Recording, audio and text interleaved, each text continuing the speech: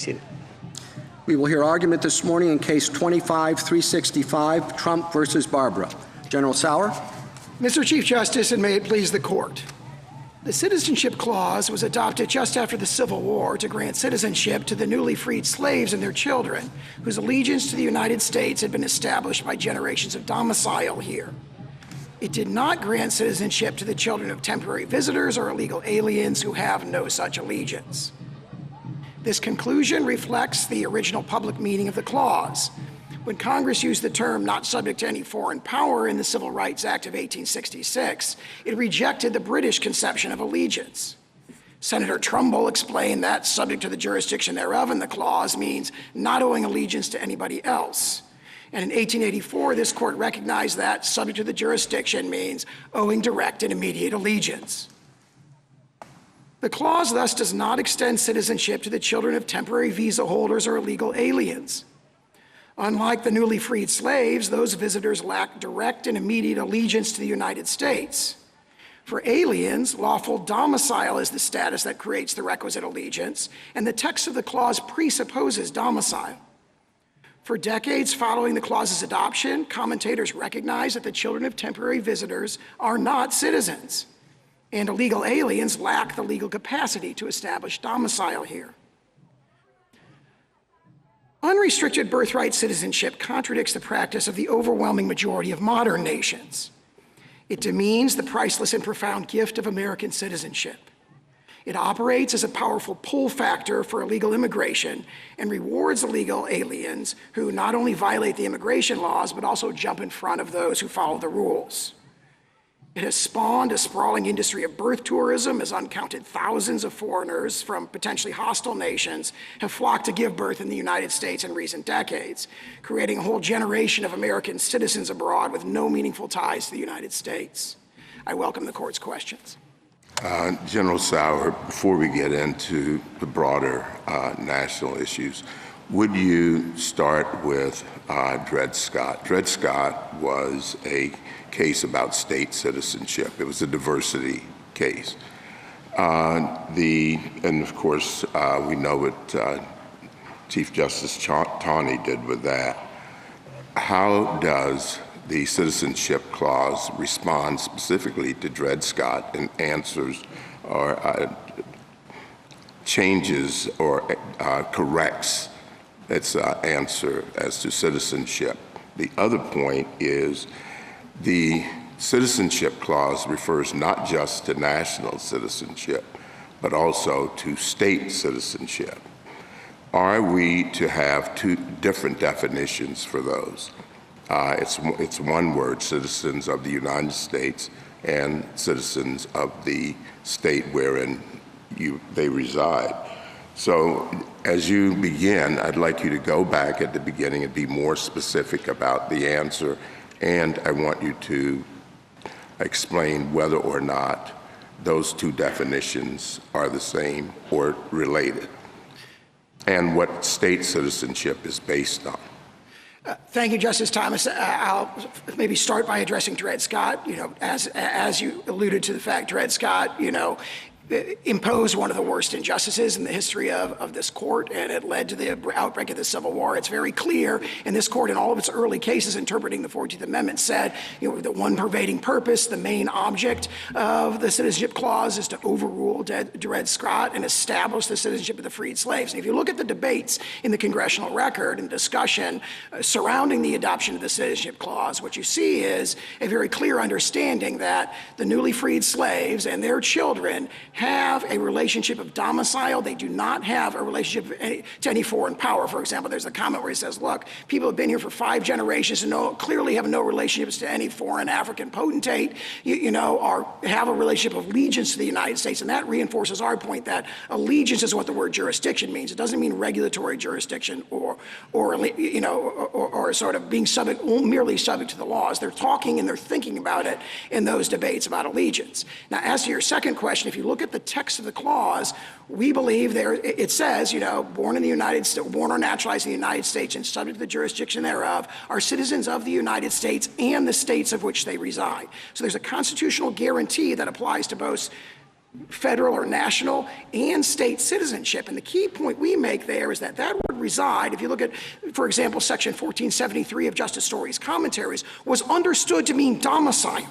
So when they say subject to the jurisdiction, and then they go on to say you're a citizen of the United States and the state in which they reside, the very text of the clause itself presupposes that the citizen is domiciled in the United States. If they're present in a state at all, they reside there. Reside means domicile in the Constitution, and we think that strongly supports our interpretation. It's textual evidence of our domicile-based theory of jurisdiction.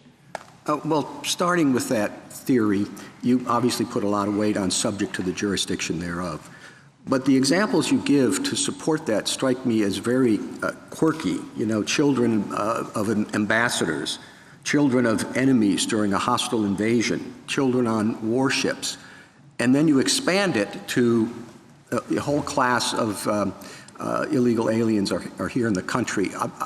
I'm not quite sure how you can get to that big group from such tiny and sort of idiosyncratic examples. There are those sort of narrow exceptions for ambassador foreign public ships. Tribal Indians is an enormous one that they were very focused on in the debates as well. But what I do is I invite the court to look at the intervening step, which is the enactment of the Civil Rights Act of 1866. And there they didn't say subject to the jurisdiction thereof. There it says not subject to any foreign power. Now, if you go back to Blackstone and Calvin's case, they say it does not matter if you are subject to any foreign power. If you are born in the king's domains, you have this indefeasible duty of allegiance to the king at any time. So there's a clear repudiation in the Civil Rights Act. The Civil Rights Act is this breakwater which makes it very, very clear that they are not thinking about allegiance in the terms of like the British common law. They've adopted the Republican conception of allegiance. So it's from not subject to any foreign power, and then the debates just a couple months later make it very clear that they're recodifying this same conception. They were dissatisfied with the potential ambiguity in the phrase Indians not taxed, and they adopted subject to the jurisdiction thereof. And one of the strongest statements of this is Senator Trumbull's statement that I quoted at the beginning, where he says, he's asked, what does that mean, subject to the jurisdiction thereof? And he says, it means not owing allegiance to anybody else. That is what it means. And this court picked up on that in Elk against Wilkins when it says, it uses, completely subject to the political jurisdiction, not mere regulatory jurisdiction.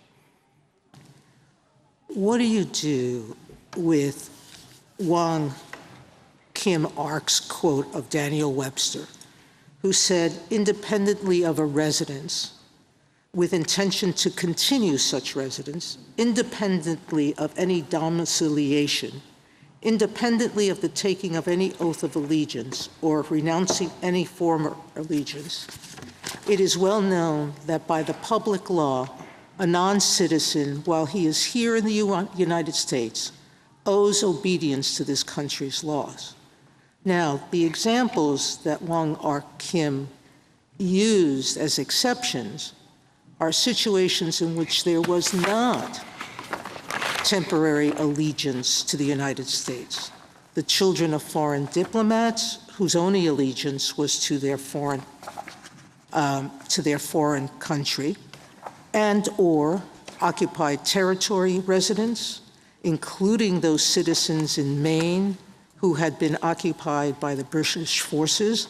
The U.S. had no control over them. And the whole theory of the Indian tribes was similar. The Indian tribes were analogized to foreign diplomats. So what do we do with that? I'd say two things. First, as the Indian tribes, we think that's a case that strongly supports us because, of course, by 1866 and 1868, there was strong understanding that the Indian tribes were subject to the United States' regulatory jurisdiction. But not the same way that temporary foreigners were, meaning there was a real debate going on whether the U.S. actually had jurisdiction over Indian tribes. That's why our cases, for the longest time, until that was finally settled, said, absent some act of Congress, our laws don't apply. U.S. laws don't apply to Indians on Indian lands, correct? I believe you look at the Rogers decision, for example, that we cite in our brief, where they say that they are subject to the United States. That's later. I'm talking at the time.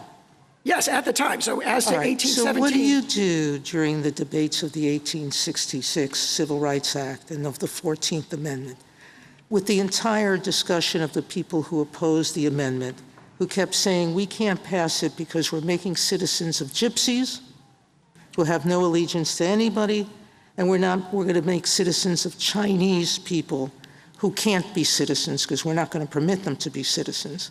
What do we do with those debates and the fact that the proponents of both acts said everyone who's born in the U.S. will be citizens?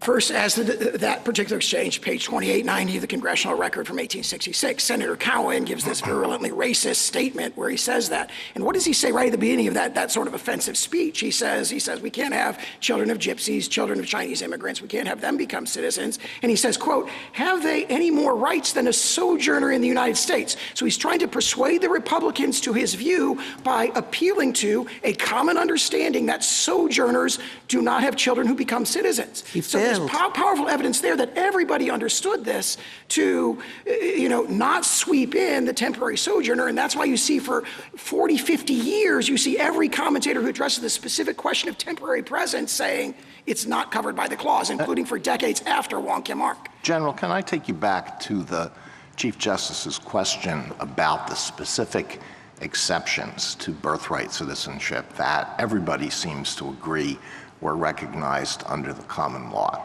And it brings up an important principle about how we interpret the law.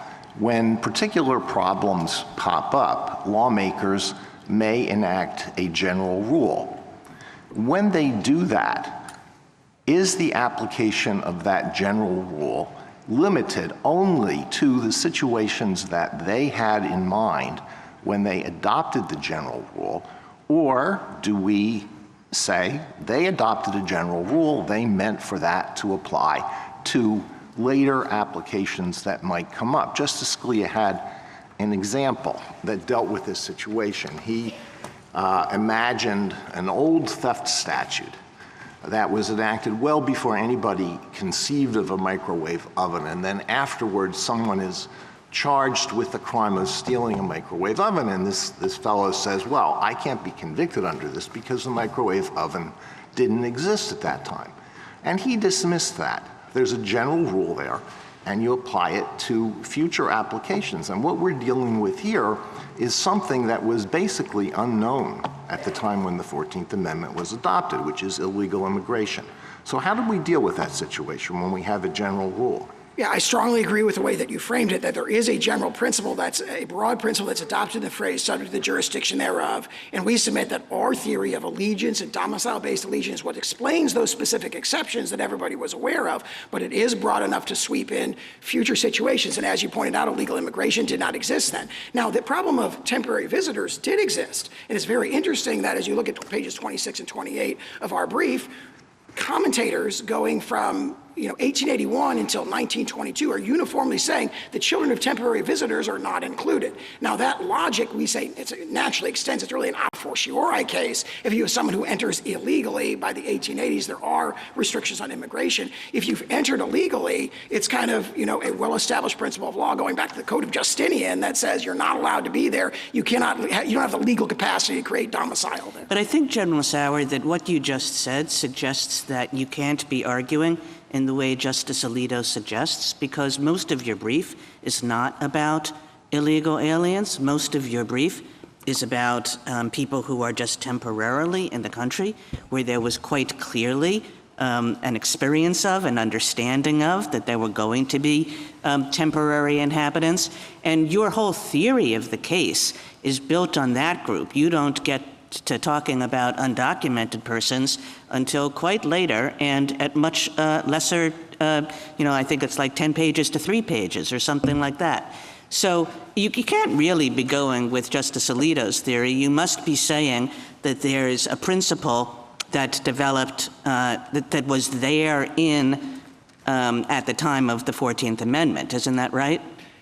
We agree there's a principle there at the 14th Amendment. It is jurisdiction means allegiance, the allegiance of and this is very strongly reflected in the 19th century sources, the allegiance of an alien present in another country is determined by domicile. And that goes back to the Venus and the Pizarro. It goes through the Katza affair in 1853. It comes right up to Fong Yui Ting and Lau Ao Bu that are decided shortly before Wong Kim Ark. So that's the principle. That principle clearly applies here. I also respectfully disagree with that. And I guess, Mr. General Sauer, where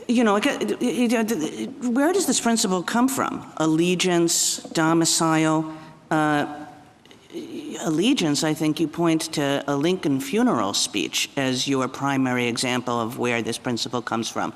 It's certainly not what we think of when we think of the word jurisdiction, and I appreciate that jurisdiction has many meanings, but the first meaning is like if you're subject to jurisdiction, you're subject to the authority of. One doesn't say, oh, what that means is a certain kind of allegiance that domiciliaries have and nobody else does. So the text of the clause, I think, does not support you. I think you're sort of looking for some more technical, esoteric meaning. And then the question comes, okay, if the text doesn't support you, if there's a real history of people using it that way, but as far as I can tell, at the time of the 14th, you're using some pretty obscure sources to get to this concept. Well, I take it straight from the framers' mouths. So, for example, Senator Trumbull was asked, what does jurisdiction mean? He means subject to the jurisdiction. He said, what does that mean? He says it means not owing allegiance to anybody else. He is the principal framer of the Civil Rights Act of 1866. Representative Bigham, who's the framer of the 14th Amendment, is asked, what does it mean in the congressional record at page 1291? He says, within the jurisdiction of the United States of parents not owing allegiance to any foreign sovereignty. And we've cited many, many examples where the congressional debates reflect that. Then you referred to the oration of George Bancroft. That's one of probably 16 sources, but there's at least 13, counting that one in the 12 treatises we cite at pages 26 to 28 of our brief. There is over a dozen sources that specifically address temporary sojourners. In the 5 decades after the enactment of the amendment, every single one of them says, well, temporary sojourners, their children are not included, including for 2 decades after Wong Kim Ark. So if domicile's the key linchpin to your argument, and I take it that it is, do we look at how domicile was understood in 1868, or do we look at it how it's understood today in context of the INA? The 1868 understanding, I'm not aware of a strong difference between those. Well, here's where I'm going with it. I'm just working within your argument for a moment. Today, you can point to laws against immigration that are much more restrictive than they were in 1868. We really didn't have laws like that we do today until maybe 1880. So if somebody showed up here in 1868 and established domicile, that was perfectly fine without respect to anything, any immigration laws. There they were. And so why wouldn't we, even if we were to apply your own test, come to the conclusion that the fact that someone might be illegal is immaterial? I would first cite Wong Kim Ark on that point, because Wong Kim Ark says you're... Well, I'm not sure how much you want to rely on Wong Kim Ark. But there is a statement in there that says, so long as they are permitted to be here. So Wong Kim Ark, keep in mind that by the time they decide Wong Kim Ark in 1898... but that's 1898. Now I'm looking at 1868, you're telling me is when I should look, and the test for domicile. And the stuff you have about unlawfully present, it's like Roman law sources you're going to. First and second restatements as well, and decisions of this court. So it wouldn't be the INA that would control whether you're capable of having domicile. It would be whatever the law was in 1868. I think that this is addressed by my exchange with Justice Alito from earlier, which is that this concept, jurisdiction, baking in allegiance and domicile is applied to. So Congress could continually restrict who may lawfully be present more and more, and you'd say that would be incorporated into it, even though you're telling us to apply the original meaning of 1868. The original meaning of domicile. And so the question is there any argument that the framers intended to preclude Congress from dictating who can and who cannot establish a lawful domicile here? I don't see any evidence of that in the congressional record, so it's a natural extension. Whose domicile matters? I mean, it's not the child, obviously. It's the parents you'd have us focus on.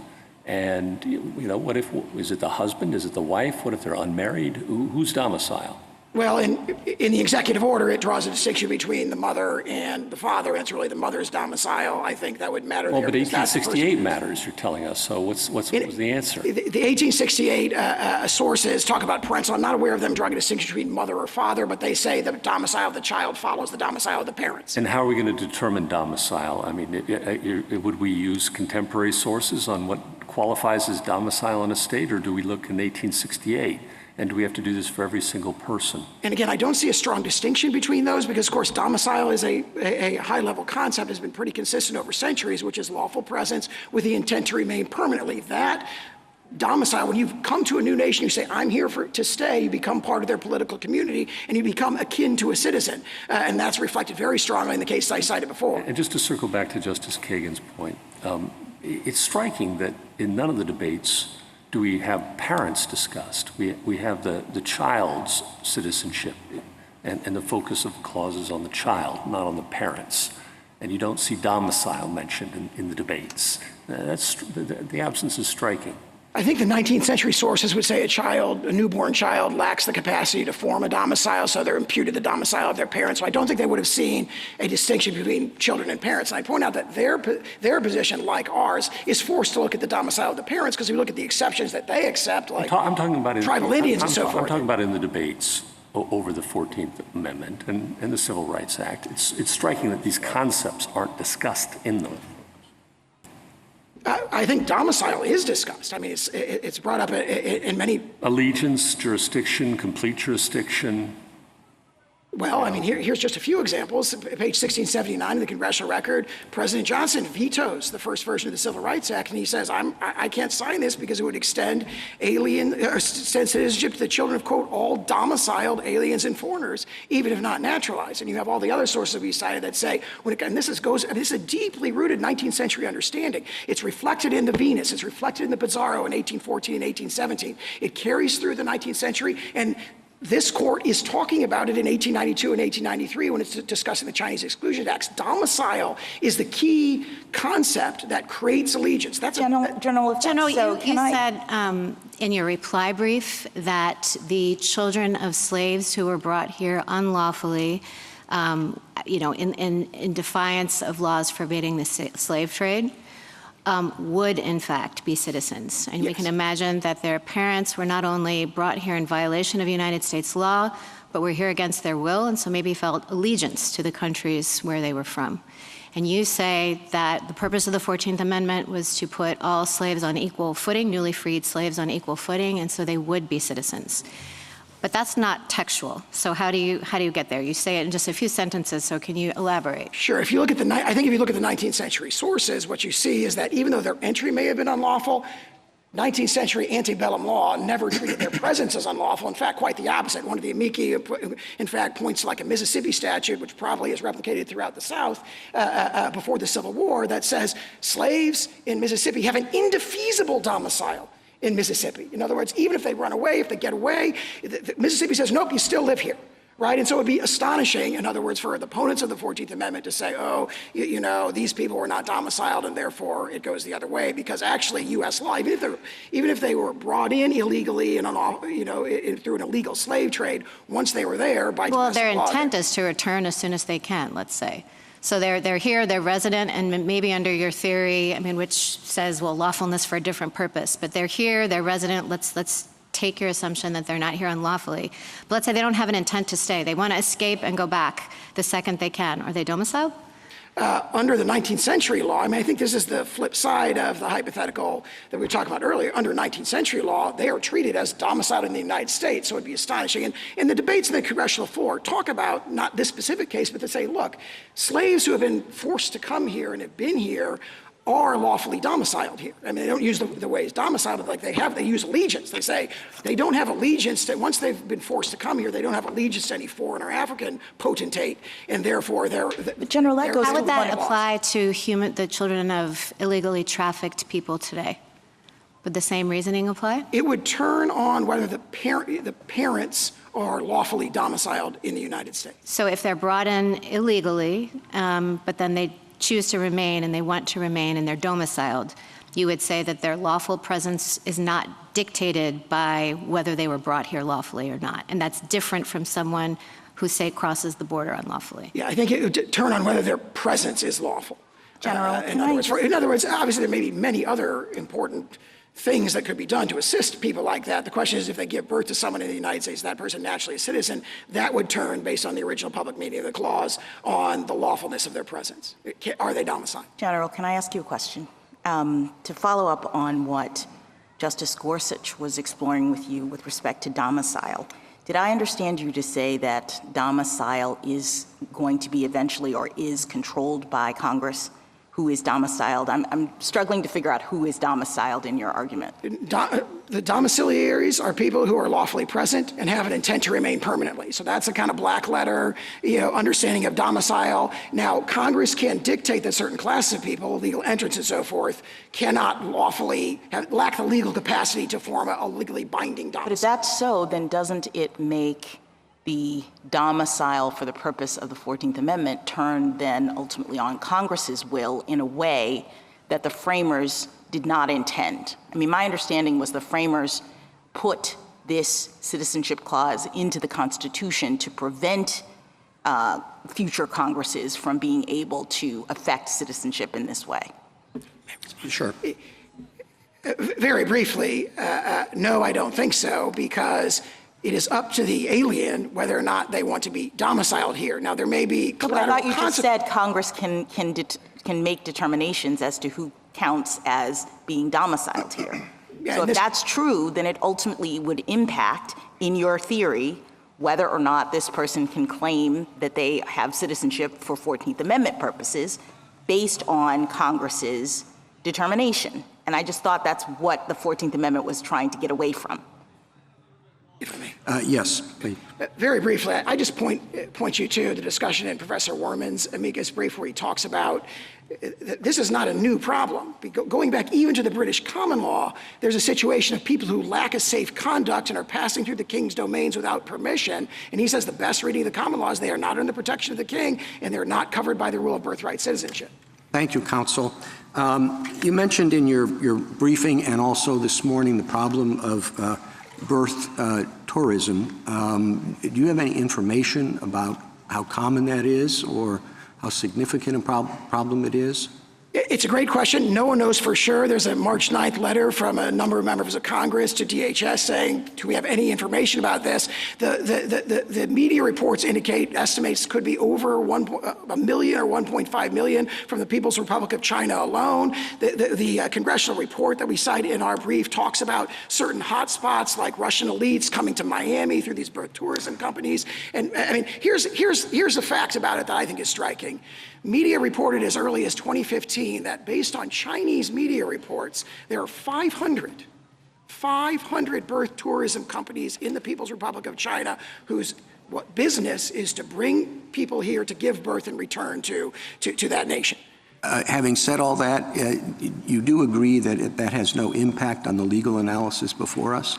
I think it's, I'd quote what Justice Scalia said in his Hamdan dissent where their interpretation has these implications that could not possibly have been approved by the 19th century framers of this amendment. I think that shows that they've made a mess, their interpretation has made a mess of the provision. Well, it certainly wasn't a problem in the 19th century. No, but of course, we're in a new world now, as Justice Alito pointed out to, where 8 billion people are one plane ride away from having a child who's a U.S. citizen. Well, it's a new world. It's the same Constitution. It is, and as Justice Scalia said, I think in the case that Justice Alito was referring to, you've got a constitutional provision that addresses certain evils and it should be extended to reasonably comparable evils. He said that about statutory interpretation. I think the same principle applies here, and I think we quote that in our brief. Thank you. Justice Thomas, anything further? Generally, you're getting a lot of questions about immigration, and they harken back, of course, to the citizenship, which is defined in or set out in the 14th Amendment. How much of the debates around the 14th Amendment had anything to do with immigration? I think that the principal focus of those debates has to do really not with immigrants, but with the Indian tribes. I mean, obviously the main goal, the one pervading purpose, as this court said in the slaughterhouse cases, was to establish the citizenship of the freed slaves and their children. But they were very concerned about the problem of something that they all accepted as a given, which is that the children of tribal Indians are not within the rule of birthright citizenship. So I think that's what they focus on. We draw an analogy to that, to the issue of temporary sojourners. But there are mentions of temporary sojourning multiple places in the congressional debates, and all of those quotes go in our direction. And there was, Justice Sotomayor brought up Wong King Ark. There was no question in that case that about domicile, was there? I disagree. The court says at the very beginning of its opinion, here are the accepted facts. These are lawfully domiciled here. When it states the question presented, it talks about domicile. When it recites the legal principle at page 693, it says domicile 3 times. And at page 705 at the end of the opinion, it says here's the single question we've decided. We've decided that Chinese immigrants with a permanent domicile and residence here fall within the rule of birthright citizenship. Justice Alito? Under the minimum definition of domicile, which I think existed in 1868 and continues to exist today, a person's domicile is the place where he or she intends to make a permanent home. Now, normally you would think that a person who is subject to arrest at any time and removal could not establish a domicile. But we have an unusual situation here because our immigration laws have been ineffectively and in some instances unenthusiastically enforced by federal officials. So there are people who are subject to removal at any time if they are apprehended and they go through the proper procedures. But they have in their minds made a permanent home here and have established roots. And that raises a humanitarian problem. And I wonder if you could address that. If I may, one legal and one humanitarian. The legal point is if you look at those cases, for example, Carson against Reed, Park against Barr, this court's decisions in Elkins and Toll against Marino, they talk about the legal capacity to create a domicile, excluding someone who may have the subjective intent, which otherwise would be determinative, as being excluded. On the humanitarian point, I would point out, as I said at the beginning, Justice Alito, that the United States rule of nearly unrestricted birthright citizenship is an outlier among modern nations. It's a very small minority of nations that have that rule. For example, every nation in Europe has a different rule, and the notion that they have a huge humanitarian crisis as a result of not having unrestricted birthright citizenship, I don't think is a strong argument. And I point out, obviously, for reliance-related reasons, this executive order applies only prospectively, and we ask the court to rule only prospectively. Justice Sotomayor? I agree with you what the European nation's rule is, but England was always different, wasn't it? Not until in 1983 it changed to the That's not quite true. The Wong Kim Ark does a wonderful job of laying out the English rule. And you claim it was different, but there isn't any treatises or scholars who say it's different. English rule was always by birth. Other countries were not by birth. Let me just go to the implications of what you're asking us to do.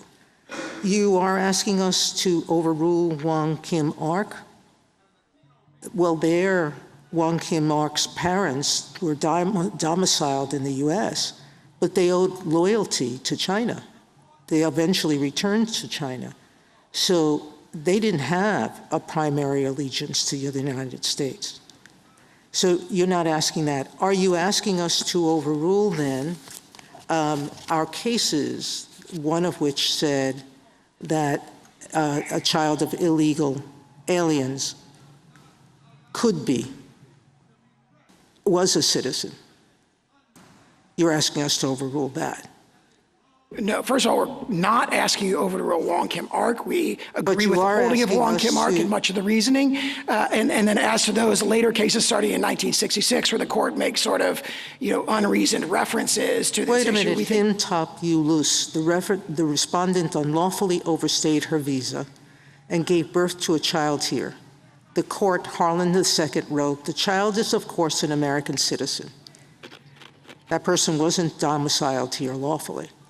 So you're asking us to overrule that case? I wouldn't say we're asking you to overrule. We think that's similar to a drive-by jurisdictional ruling where there's a simple statement that's not debated. There's no further analysis of it. There's really an assumption there. And we think that's similar to cases where the court just assumes jurisdiction without discussing it. When we ruled in Trind that Indians could not become citizens the government then after began to unnaturalize many Indians who had been sworn in as citizens. You asked us to concentrate only on the prospective nature of the citizen's order. But the logic of your position, if accepted, is that the next this president or the next president or a Congress or someone else could decide that it shouldn't be prospective. There would be nothing limiting that, according to your theory. If, as we asked, the court confines its ruling to prospective relief only, which it did in No, I'm Sessions saying against- to you, that's what you're asking us for relief right now. I'm asking whether the logic of your theory would permit what happened after the court's decision in Trin, that the government could move to unnaturalize people who were born here of illegal residents. No, we believe the court should do what it did in Sessions against Morales-Santana, where there was a ruling that would have deprived people who are already citizens of citizenship, and the court said this applies prospectively only, and we think that's the appropriate course here. But that's not what we did in Trin. We think that Sessions provides the proper course here, and that's what we're asking. We are not asking for any retroactive relief. Justice Kagan? General, I think even your brief concedes that the position you're taking now is a revisionist one with respect to a substantial part of our history. And I think that that's in large part because of Wong Kim Ark and the way people have read that case, which of course was in the late 19th century, and have read it ever since then. And what that case suggests is, there's a very clear rationale. You say, it says the word domicile a bunch of times, which it does. It's a long opinion. It says a lot of things. But the rationale of the case is really quite clear. It says there was this common law tradition. It came from England. We know what it was. Everybody got citizenship by birth, except for a few discrete categories, which were the ones that the Chief Justice mentioned at the beginning. And that tradition carried over to the United States. And then what the 14th Amendment did was accept that tradition and not attempt to place any limitations on it.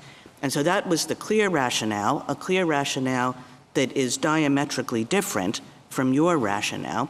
And everybody took Wong Kim Ark to say that, and to say that as a result of that, of course, birthright citizenship was the rule, and I think everybody has believed that for a long, long time. And I guess my question is this. You have a story about the reasons why we should go back to what you view as the original meaning. And given the long history of this country's understanding about birthright citizenship, what would it take, what do you think it should take to accept that story in terms of the magnitude of the evidence that we would need to see in order to accept this revisionist theory and in order to change what I think people have thought the rule was for more than a century? Let me make 2 points in response to that, one historical and one legal. Historical point, I disagree with the way you've characterized the understanding of Wong Kim Ark, and I would point to something that's emphasized in their amici's briefs, which is in 1921, Richard Flournoy, who becomes a senior State Department official in the Roosevelt administration and pushes their theory as to temporary sojourners, writes a law review article in 1921 where he says, I think that children of temporary visitors should be citizens. But he admits that is not the understanding of Wong Kim Ark. He admits Wong Kim Ark did not hold that. And he admits that there's an array of authorities that go against him. He talks about careful and reliable, high authorities. And that's referring to the consensus that we point out in pages 26, 28 of our brief. We've got 12 treatises from 1881 to 1922 that all say, including for decades after Wong Kim Ark, that say children of temporary sojourners are not included. What happens between 1921 and the 1930s? Well, Mr. Flournoy became a senior State Department official, and he adopted that as the policy of the Roosevelt administration. So their argument is basically saying there wasn't this consensus going back to 1898. The consensus, as their own author admits, goes entirely in the opposite direction. For 50 years, right, for 50 years from the framing of the clause through the 1920s, maybe 60 years, the general understanding when it comes to what's at issue here and was not at issue in Wong Kim Ark is the children of temporary visitors do not become citizens under the clause. And then the legal point, you referred to this sort of concept of temporary local allegiance, and they rely on the Schooner Exchange, this theory that you've got temporary local allegiance. But if you actually look at page 572 of the congressional record, right at the beginning, introducing the Civil Rights Act, Senator Trumbull says, I said not subject to any foreign power. I wanted to say born in the United States and owing allegiance to the United States, but I was aware that there's a, quote, a sort of allegiance from persons temporarily resident in the United States whom we have no right to make citizens. So Senator Trumbull says the reason I haven't adopted the language and meaning that they say should be packed into these provisions is that everybody knows that the children of temporary visitors should not be citizens. Thank you, General. Justice Gorsuch? Just to follow up on that point, General, one interesting counterpoint about the understanding of Wong Kim Ark that followed with respect to temporary sojourners. And I take you've got your well-taken points. But there was, of course, John Marshall Harlan, the great dissenter, who dissented in Wong Kim Ark and later gave a bunch of lectures. And he posed the question about the sojourners. Suppose an English father and mother went down to the hot springs to get rid of the gout, and while there they have a child, now back in England. Is that child a citizen of the United States, born of the jurisdiction thereof by mere accident of birth? And he says, under Wong Kim Ark, he is. And he continues, I was one of the minority, and of course I was wrong. Now, I'm sure that was tongue-in-cheek, but what do you do with that? I'd say two things in response to that. First of all, he gave a speech, but we have 12 uncontradicted treatises that say the opposite, that is not what Wong Kim Ark means, and that's not the meaning of the clause. But also, I'd make a more fundamental point. When you're looking at Wong Kim Ark, one of the dissent has this dominant theme that like you can't be doing this because you can't make and we all agree, or it's obvious, that the children of temporary visitors do not become citizens. And how does the majority opinion address that? It says domicile 3 times when it recites the legal rule. It says permanent residence and domicile when it decides the holding. So the court should be bound by what it says. This is what we're deciding. And again, on page 75, it says this is the single question. Now, there's been a lot of discussion up to that point, but at the very end, they said the single question we've decided is the citizenship status of the children of Chinese immigrants with a permanent residence and domicile in the United States. Do you think Native Americans today are birthright citizens under your test and under your friend's test? I think so. Obviously, they've been granted citizenship by statute. Put aside the statute. Do you think they're birthright citizens? No, I think the clear understanding that everybody agrees in the congressional debates is that the children of tribal Indians are not birthright citizens. I understand that's what they said, but your test is the domicile of the parents, and that would be the test you'd have us apply today, right? Yes. So if a tribal Indian, for example, gives up allegiance to... Born today, birthright citizens.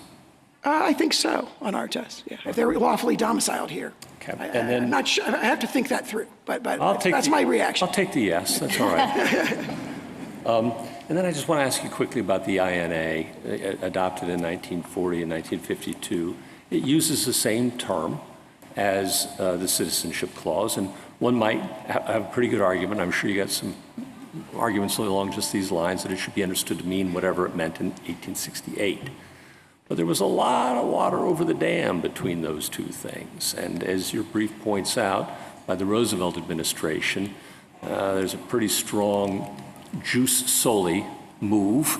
That is to say that the thin concept of jurisdiction, power over, is enough, a broader understanding of birthright.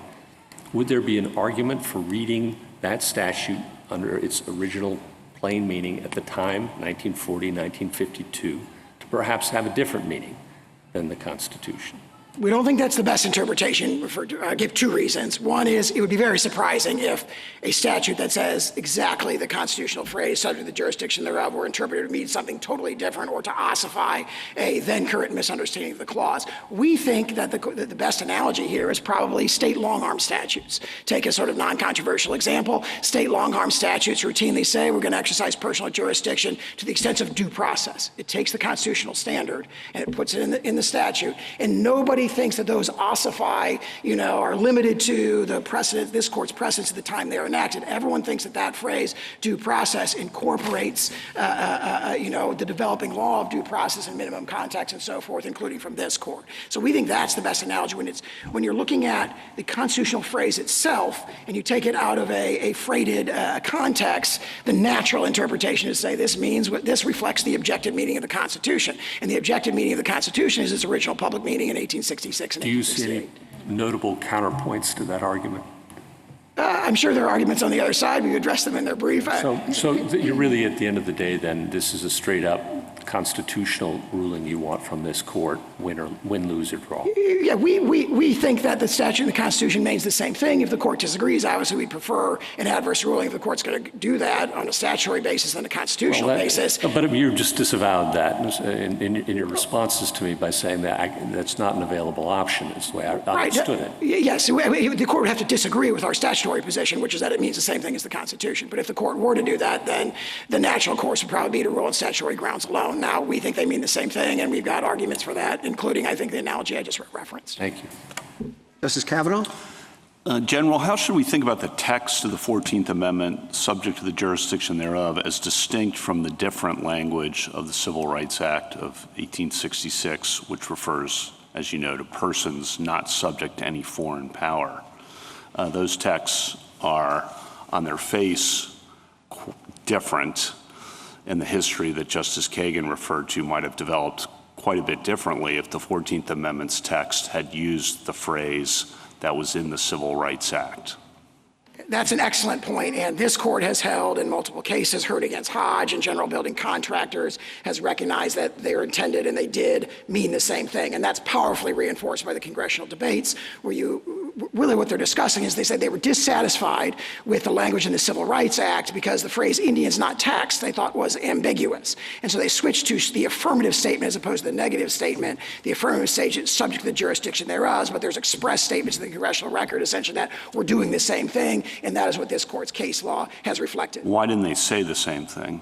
Again, it appears they preferred the sort of positive formulation subject to the jurisdiction thereof as opposed to not subject to any foreign power. And again, there's a deep concern and lengthy discussion of the potential ambiguity in the Civil Rights Act thing. They want to eliminate an ambiguity, but do the same thing. And I think that's very strongly reflected in those debates. By the time of the 1940 and 1952 congressional actions, where Congress repeats subject to the jurisdiction thereof, given Juan Kim Ark, one might have expected Congress to use a different phrase if it wanted to try to disagree with Juan Kim Ark on what the scope of birthright citizenship or the scope of citizenship should be. And yet Congress repeats that same language knowing what the interpretation had been. So how are we to think about that? I think baked into that question is an understanding, I think that was reflected in Justice Kagan's earlier question, that everybody understood that Juan Kim Ark meant that, and the history I talked about, I think, refutes that. Really, there's a consensus that goes our way for decades and decades after the adoption of the amendment and after Juan Kim Ark on the specific question of the children of temporary visitors. And it's really not until, and again, their author in 1921 is saying, hey, the other side is the consensus. I'm sorry. Yeah, sorry, go ahead.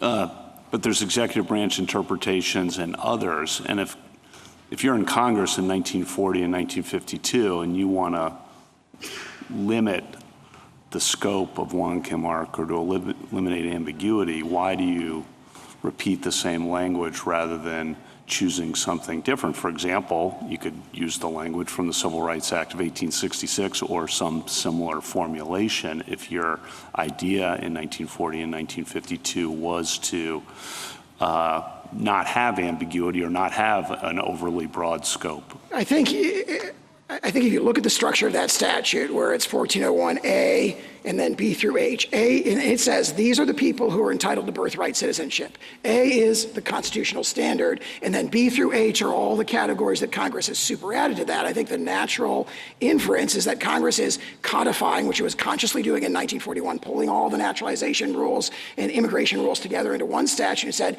you go to one place, here's who is a birthright citizen. A, those who are guaranteed that right by the Citizenship Clause, and B through H are the ones that Congress has added through its naturalization power. So that inference to me says A is merely, it's not trying to change or alter the constitutional standard, it's just saying, hey, the baseline is what the Constitution says, and we codify that, and then we move on to the new categories. Of what relevance, if any, do you think Section 5 of the 14th Amendment has here that gives Congress the power to enforce the article, the 14th Amendment, by appropriate legislation? Does that give Congress room here, or do you not think so? I do think that a ruling in our favor would leave room for Congress. I don't think you'd have to rely on Section 5. I think that Congress has its own inherent power to grant citizenship by statute. So if the court were to rule in our favor for the classes of individuals that they say should be covered, Congress has the latitude to do that. How much room do you think Section 5 gives, if any, and it may not be any, Congress to interpret the phrase subject to the jurisdiction thereof, or to define that? Is that relevant at all? It's a great question, and I'm thinking about it for the first time. I assume it would be governed by the congruence and proportionality test from this court's case law. How that would apply here, I don't know. And I don't think it's presented, because our contention is that the statute means exactly the same thing. If anything is congruent and proportional, it's that. And I think the court held that in the United States against Georgia. You've mentioned several times the practices of other countries. And that's obviously, as a policy matter, supports what you're arguing here. But obviously, we try to interpret American law with American precedent based on American history. That's certainly what I try to do, and I think you try to do. And so why should we be thinking about, even though as a policy matter I get the point, thinking about, gee, European countries don't have this, or most other countries, many other countries in the world don't have this, doesn't that? I guess I'm not seeing the relevance as a legal, constitutional, interpretive matter necessarily, although I understand it's a very good point as a policy matter. Yeah, I largely agree with that, and you can view it as being raised preemptively, defensively. I'm going first, but obviously the other side in their amici say, make it a prediction, end of the world type predictions, and our point is, it's a very small minority of countries. Almost every country, and certainly all European countries, have a different rule, and the world hasn't ended there. The other side, last one, the other side relies heavily, of course, on Wong Kim Ark, and you disagree with their interpretation. Oftentimes, when you are dealing with a constitutional precedent like this, you might argue, we disagree with that interpretation, but if you adopt their interpretation or agree with their interpretation of that precedent, you should overrule it. And you haven't made that argument here, and I'm just giving you an opportunity to explain why you haven't. Because we think it's totally unambiguous in Wong Kim Ark that the holding relates to domiciled aliens. And so we strongly agree with the holding. We think domicile was the touchstone, and we think that's not a coincidence for the reason I maybe speculate a little bit when I was talking to Justice Gorsuch about how the dissent raises this, and then the majority's like, we're putting domicile in there, so we know that the absurd conclusion that they say would come from this isn't there. But also domicile as kind of the sort of relationship that creates this relationship of allegiance that makes you part of a political community if you're an alien from another country. That's deeply rooted in their understanding when they're doing it. They talk about domicile in Yikwo against Hopkins in the 1892 and 1893 cases, and there's this deeply rooted understanding, again, that goes all the way back to the early 19th century. So we think that's a really important conception. So I mean, we disagree with some of the dicta in Wong Kim Ark that we discuss, and we think there's dicta that goes our way that the other side overlooks. And we're not asking the court to overrule dicta. We just say don't follow erroneous dicta and don't apply it to this brand new situation that was not decided in Wong Kim Ark. Thank you. Justice Barrett? So General Sauer, I want to zoom out a little bit and think about jus soli and jus sanguinis. So as I understand it, at the time of the 14th Amendment, those were the two dominant approaches. Jus soli, the English common law, roughly following the soil. Jus sanguinis, roughly citizenship following the parents.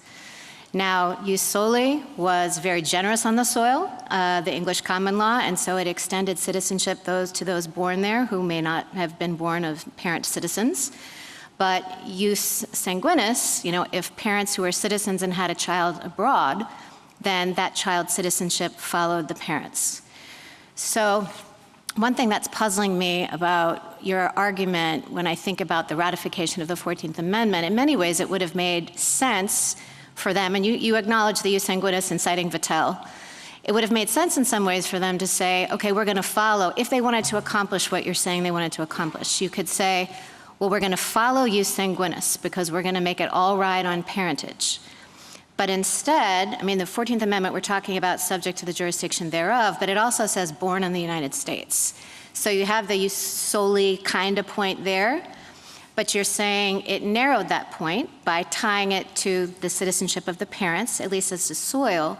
But I take it you're not arguing that United States citizens who have children born abroad would qualify for birthright citizenship. So it's kind of a narrower view of both the traditional jus soli rule and a narrower view of the jus sanguinis rule. So why would they have done that? And if they were going to invent an entirely new kind of citizenship, like an American brand, why wouldn't we have seen more discussion of that in the debates? I think you do. And I would say, I think the right way to conceptualize it, it is a modified jus soli.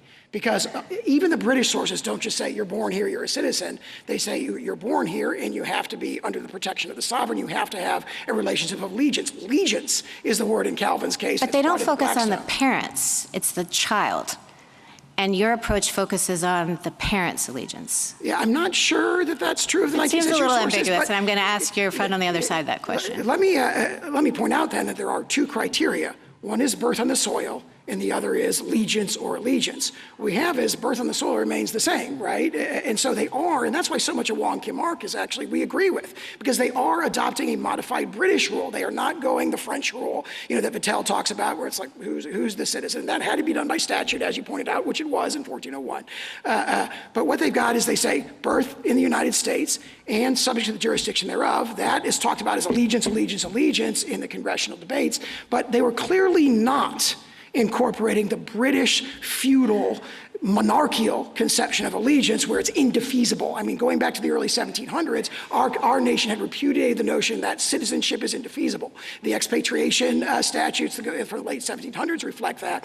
And again, you look at the 1868 congressional report that we cite, this is the same group of congressmen, Republican congressmen, and they say things like, the U.S. Constitution itself is proof that Blackstone's theory of allegiance was not accepted. So they accept birth on U.S. soil, but then they take the concept of allegiance and give it its Republican, Democratic, American understanding. And that's very, very, I think that makes a ton of sense.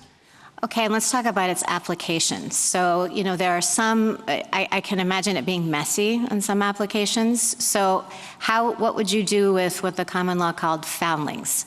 The thing about this is then you have to adjudicate. If you're looking at parents, and if you're looking at parents' domicile, then you have to adjudicate both residence and intent to stay. What if you don't know who the parents are? I think there are marginal cases. That one, I think, has the benefit of being addressed in 1401F, where it talks about... Yeah, but what about the Constitution?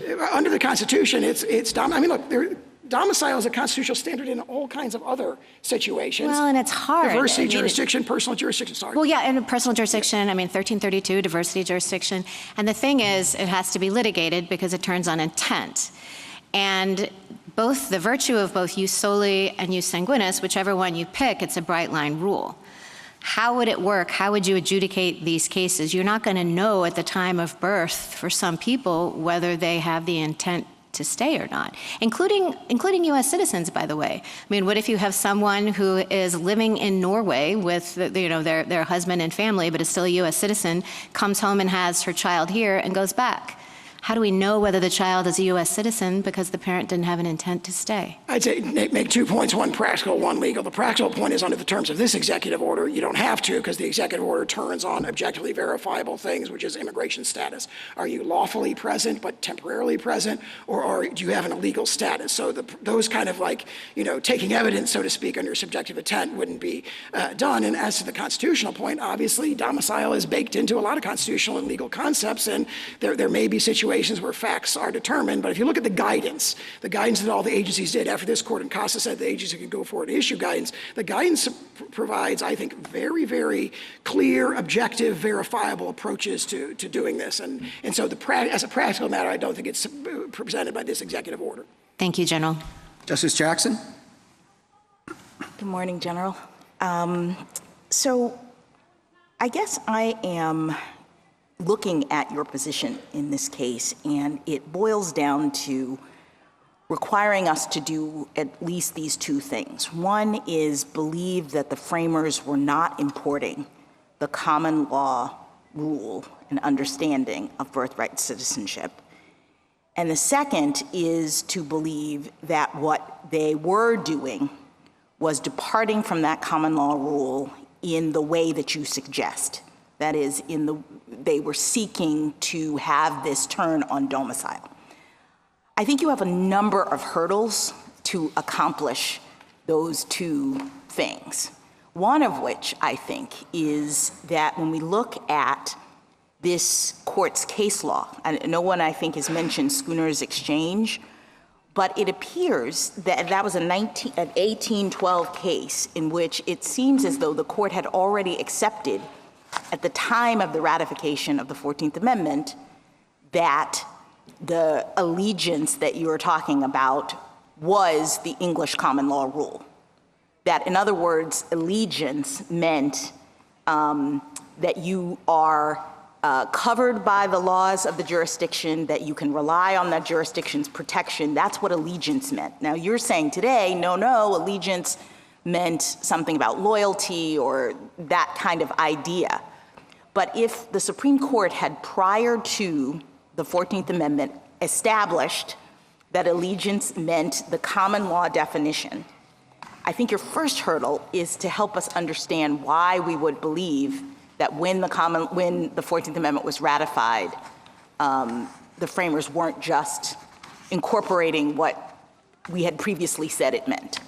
Page 572 of the congressional record directly addresses this. They say the concept of temporary and local allegiance from the Schooner Exchange is what is meant by, or temporary and local jurisdiction from the Schooner Exchange is what is meant by the word jurisdiction in the 14th Amendment. Senator Trumbull says, I thought about saying owing allegiance, but again, quote, there's a sort of allegiance from persons temporarily resident in the United States whom we have no right to make citizens. So he expressly and consciously rejected reliance on Schooner. What do we do with, I mean, that's a debate, and it's a discussion, very valid, but then we have a subsequent debate between Fessenden and Wade, where the same concept comes up, and it becomes clear, at least from Senator Wade's perspective, that that's wrong. So Fessenden, and I'm not sure whether these are senators, I apologize.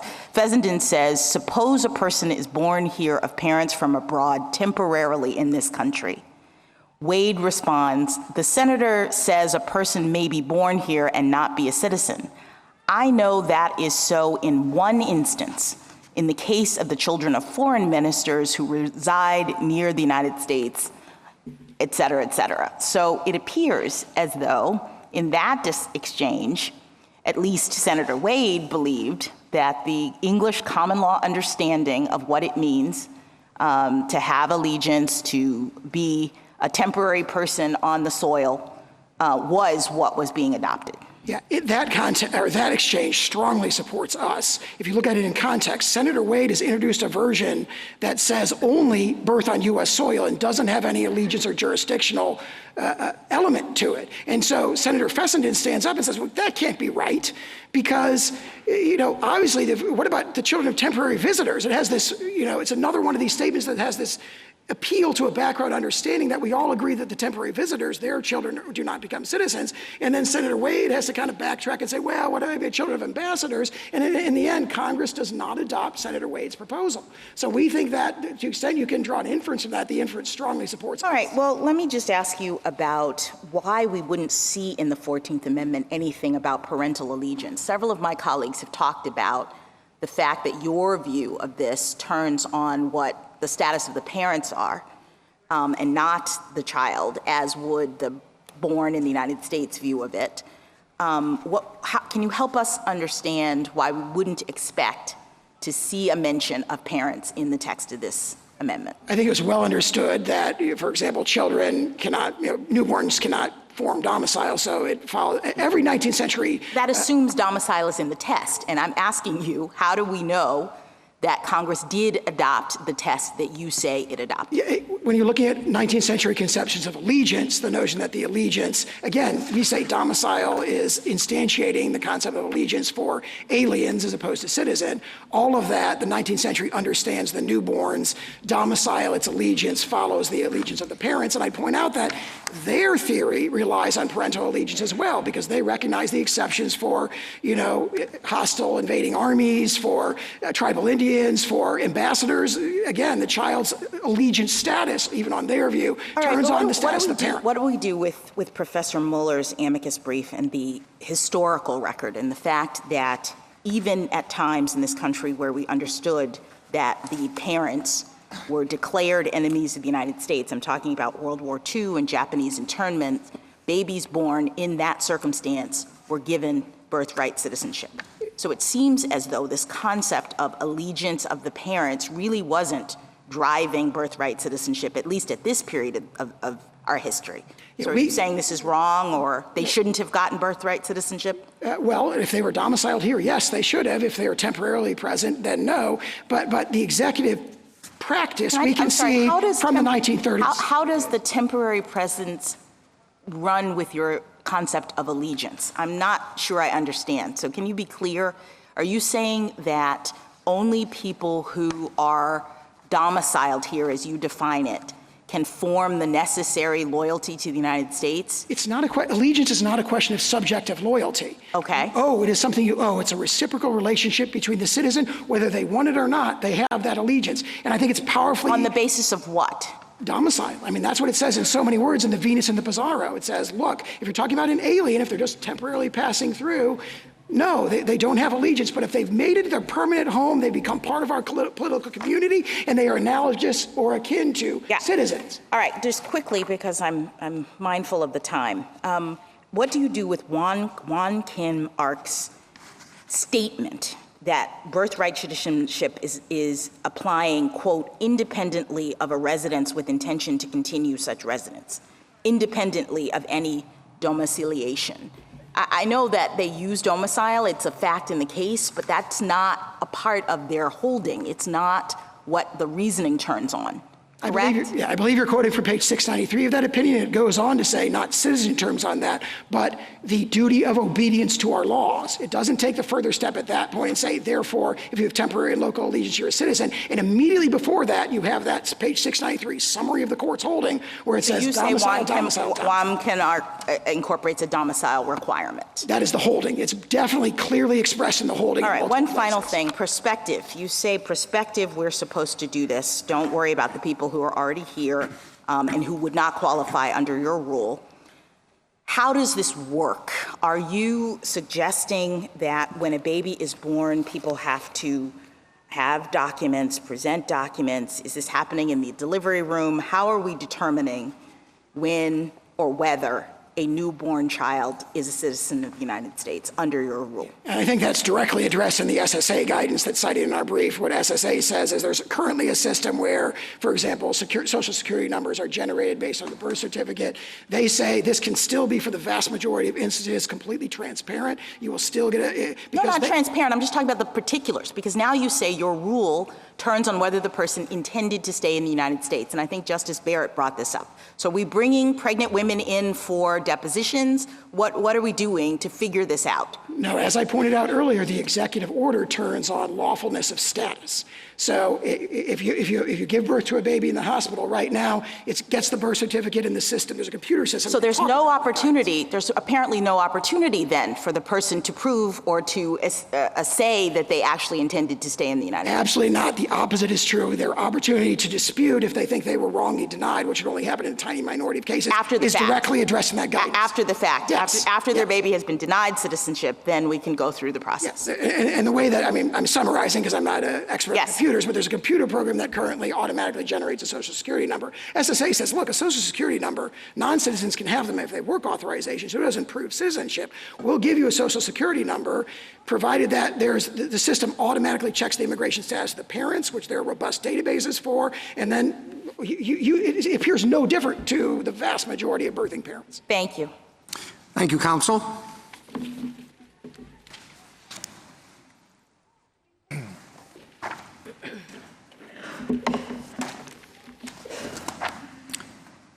Ms. Wong?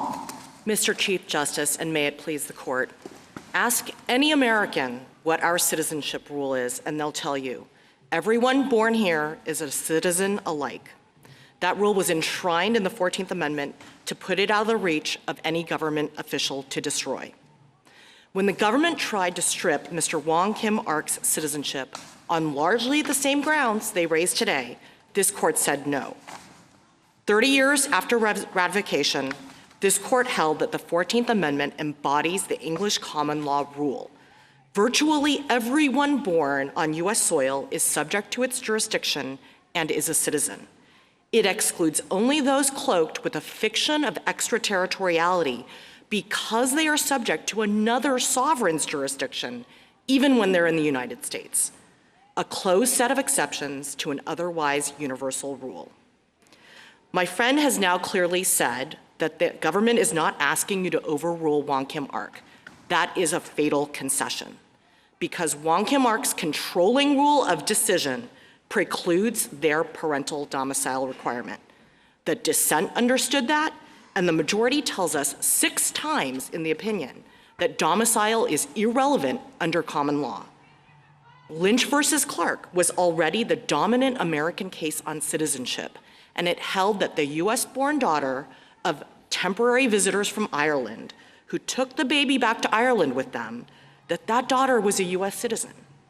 Authorities, including Lincoln's Attorney General and Kent's commentaries, embraced Lynch, and Kent specifically talked about temporary sojourners' children being US citizens. Justice Field said in 1884 that reflected the general understanding. That understanding was confirmed by Congress with its 1940 Act. The 14th Amendment's fixed, bright-line rule has contributed to the growth and thriving of our nation. It comes from text and history. It is workable, and it prevents manipulation. The executive order fails on all those counts. Swaths of American laws would be rendered senseless. Thousands of American babies will immediately lose their citizenship.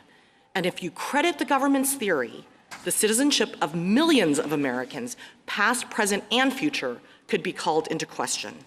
All of this tells us the government's theory is wrong. I welcome the court's questions.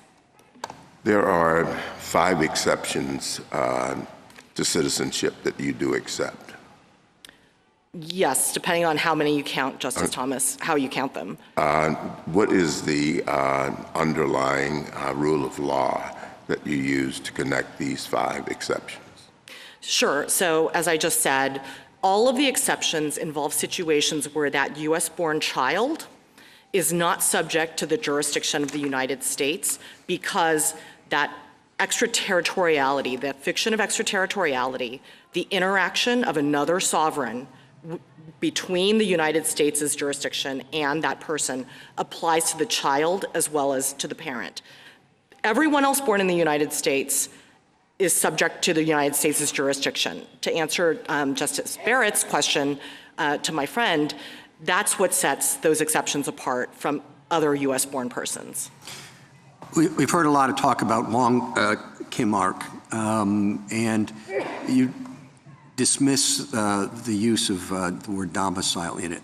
It appears in the opinion 20 different times, and including in the question presented and in the actual legal holding. And the government doesn't want it to be overruled because it's willing to rely on that particular fact in that case. Isn't it at least something to be concerned about, to say that since it's discussed 20 different times and has that significant role in the opinion, that you can just dismiss it as irrelevant? Well, Mr. Chief Justice, I think we have to look at what the controlling rule of decision is in Wong Kim Ark. Justice Gray takes pains in the majority opinion to set out his analysis. He first starts with a premise that in construing the 14th Amendment Citizenship Clause, we look to the English common law.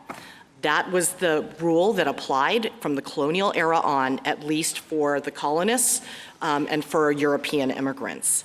He then says, look, Chief Justice Marshall tells us in the Schooner Exchange what subject to the jurisdiction means, again looking to the English common law. Under English common law, if you are born in the dominions of the sovereign, you owe natural allegiance. And those who are present in the dominions of the sovereign owe temporary allegiance for as long as they're present. The only exceptions, again, at common law were ambassadors, people born on foreign ships, and people who were born during periods of foreign occupation. He then gets to the government's favorite page, 693, where he says, look, we have had this rule in the United States as to citizenship, at least for white Americans, from before independence. The purpose of the 14th Amendment was to embrace that universal rule of birthright citizenship, to embrace and incorporate the common law exceptions with the single additional exception of the pre-existing exception for tribal Indians that we had in the United States, which is an analogous exception, and that's the closed set of exceptions. You can't make sense of the holding in the case without looking to the controlling rule of decision, which is the common law.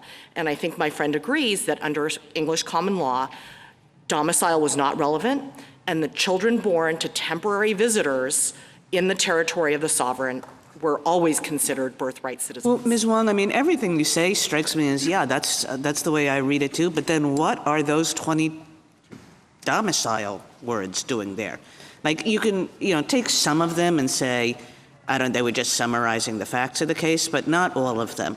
And why did they keep on, why did they sprinkle that in the opinion?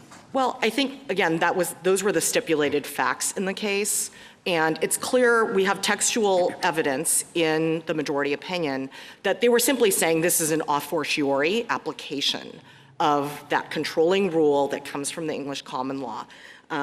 Justice Gray writes, again, after setting out the English common law rule and the exceptions with the single additional exception for children of members of Indian tribes, that the amendment in clear words and manifest intent includes the children born within the territory of the United States of all other persons of whatever race or color domiciled within the United States. And as was pointed out earlier, the very next part of that same paragraph, he cites to Webster talking about Thrasher's case, and he says, people who are born in this country owe allegiance independently of a residence within, foreign nationals owe allegiance independently of a residence with intention to continue such residence, independently of any domiciliation, and independently of taking any oath of allegiance, which is totally contrary to both the government's theory of dual allegiance or partial allegiance and to the theory of domiciliation. I mean, I might agree with you if domicile had simply been sprinkled in the opinion. But in Wong Kim Ark, it's a long opinion, but it begins by saying, here's the question, and it ends by coming back to the question. And it says, here's the question, stated at the beginning of the opinion, namely, whether a child born in the United States of parents of Chinese descent who at the time of his birth are subjects of the Emperor of China, but have a permanent domicile and residence in the United States and are there carrying on business, and he states the diplomatic exception, and he says, for the reasons above stated, this court is of the opinion that the question must be answered in the affirmative. So why put domicile in? Sometimes it's hard to figure out what is the holding of the case. Here he tells us this is the holding of the case. Why put domicile in there? Well, it's just something, it's something irrelevant that he wanted to throw in. It's like, whether a child born in the United States of parents of Chinese descent who once resided at a particular address in San Francisco, who attempted to enter the country at the port of San Francisco. Why put it in if it's irrelevant? Well, Justice Alito, I'll give you two responses. The first is that, again, it was a stipulated fact. The second is that regardless of what the judgment in the case was, which again was an a fortiori application of the rule of decision, The rule of decision in Wong Kim Ark has binding precedential effect. Even if you think that Wong Kim Ark decided the case based on the stipulated facts, you have to follow that controlling rule of decision. And if you follow that rule, you get to the same result for people without domicile. Wong Kim Ark says 6 times in the first parts of the opinion, as well as on the page the government focuses on, that domicile is not relevant. Well, that Ms. Wong, on that, what do we do with the fact that after Wong Kim Ark, at least some authorities took the view that the non-domiciliary question wasn't decided, remained open, and even continued to press the view that domicile is required? Now, I know you've got a lot of good stuff on your side, too, but what do we do with the fact that many sound legal authorities thought it remained an open question, even if one of them wasn't John Marshall Harlan? I liked your example from Justice Harlan's lecture here in DC. So here's what I would say. All of the government's citations in their brief generally either were rejected by Wong Kim Ark expressly, if they predated Wong Kim Ark. If we're trying to understand how the legal community understood what happened in Wong Kim Ark, Sure. It seems to me it's a mess. So maybe you can persuade me otherwise. I think I can, Justice Gorsuch. First, as to the post-Wong Kim Ark authorities that the government cites, each one of them is inconsistent with Wong Kim Ark's reasoning or doesn't mention it at all. Most of them have very little reasoning at all. And in contrast, what we have on our side, post-Wong Kim Ark, is numerous federal court decisions around the time of Wong Kim Ark, between ratification and Wong Kim Ark, that said that domicile is not relevant. They cited Lynch versus Clark, which again was about the daughter of temporary sojourners.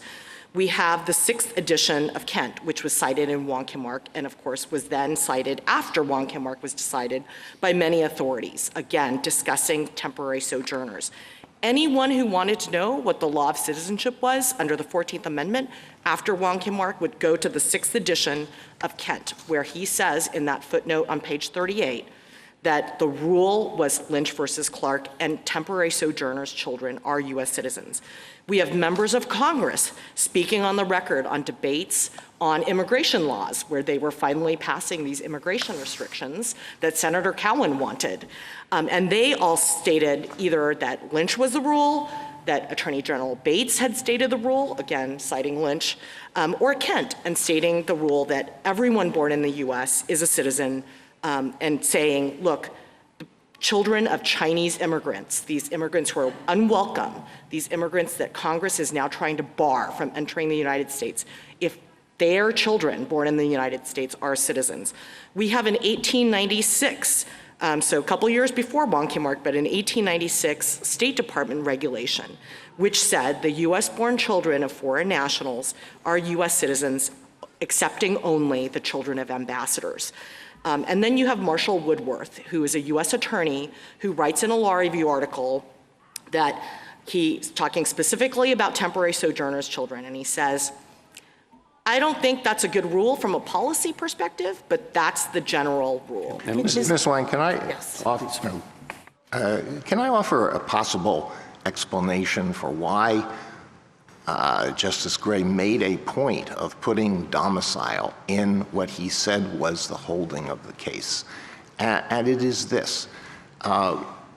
Wong Kim Ark and his parents, had they come to the United States from Europe, could have been naturalized. But because they were Chinese, they could not be naturalized. And they had done everything that they could to make themselves Americans by establishing a domicile in the United States. And so that's what this was about. He couldn't get naturalized because of a racist law, but they had done everything they could to become part of the American society.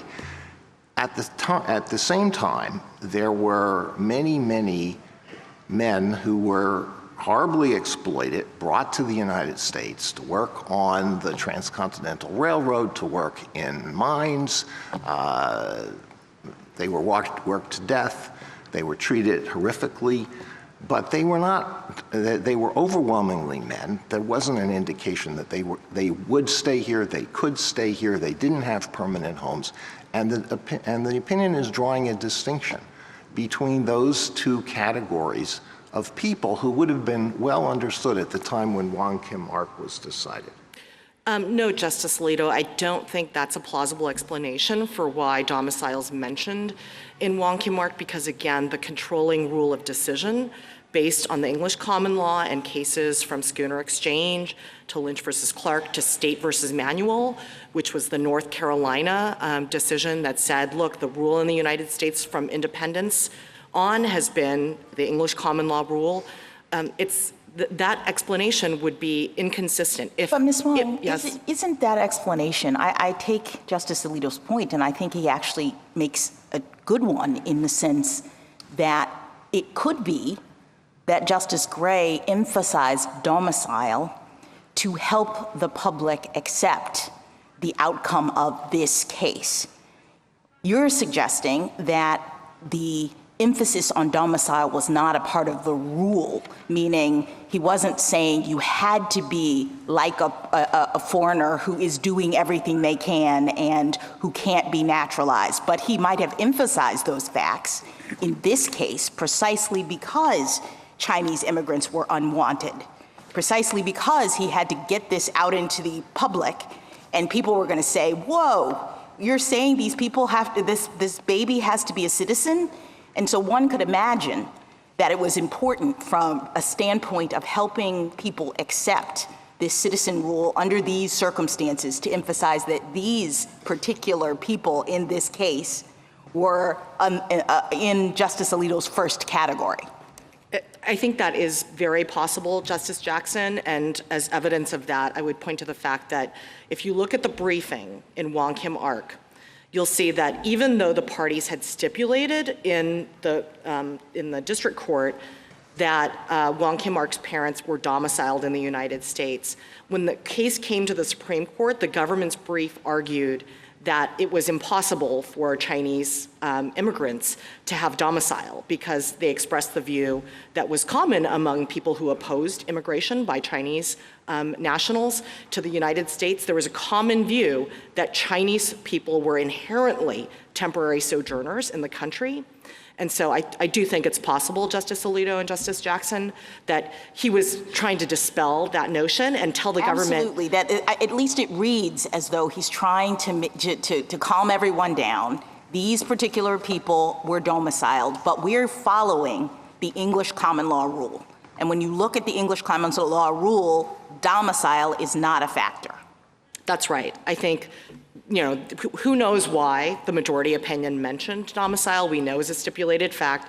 We know the government tried to renege on that stipulation and rely on this assumption on the part of anti-Chinese advocates at that time that Chinese people couldn't form a domicile in the United States, and he followed the English common law rule. Ms. Wang, can I move?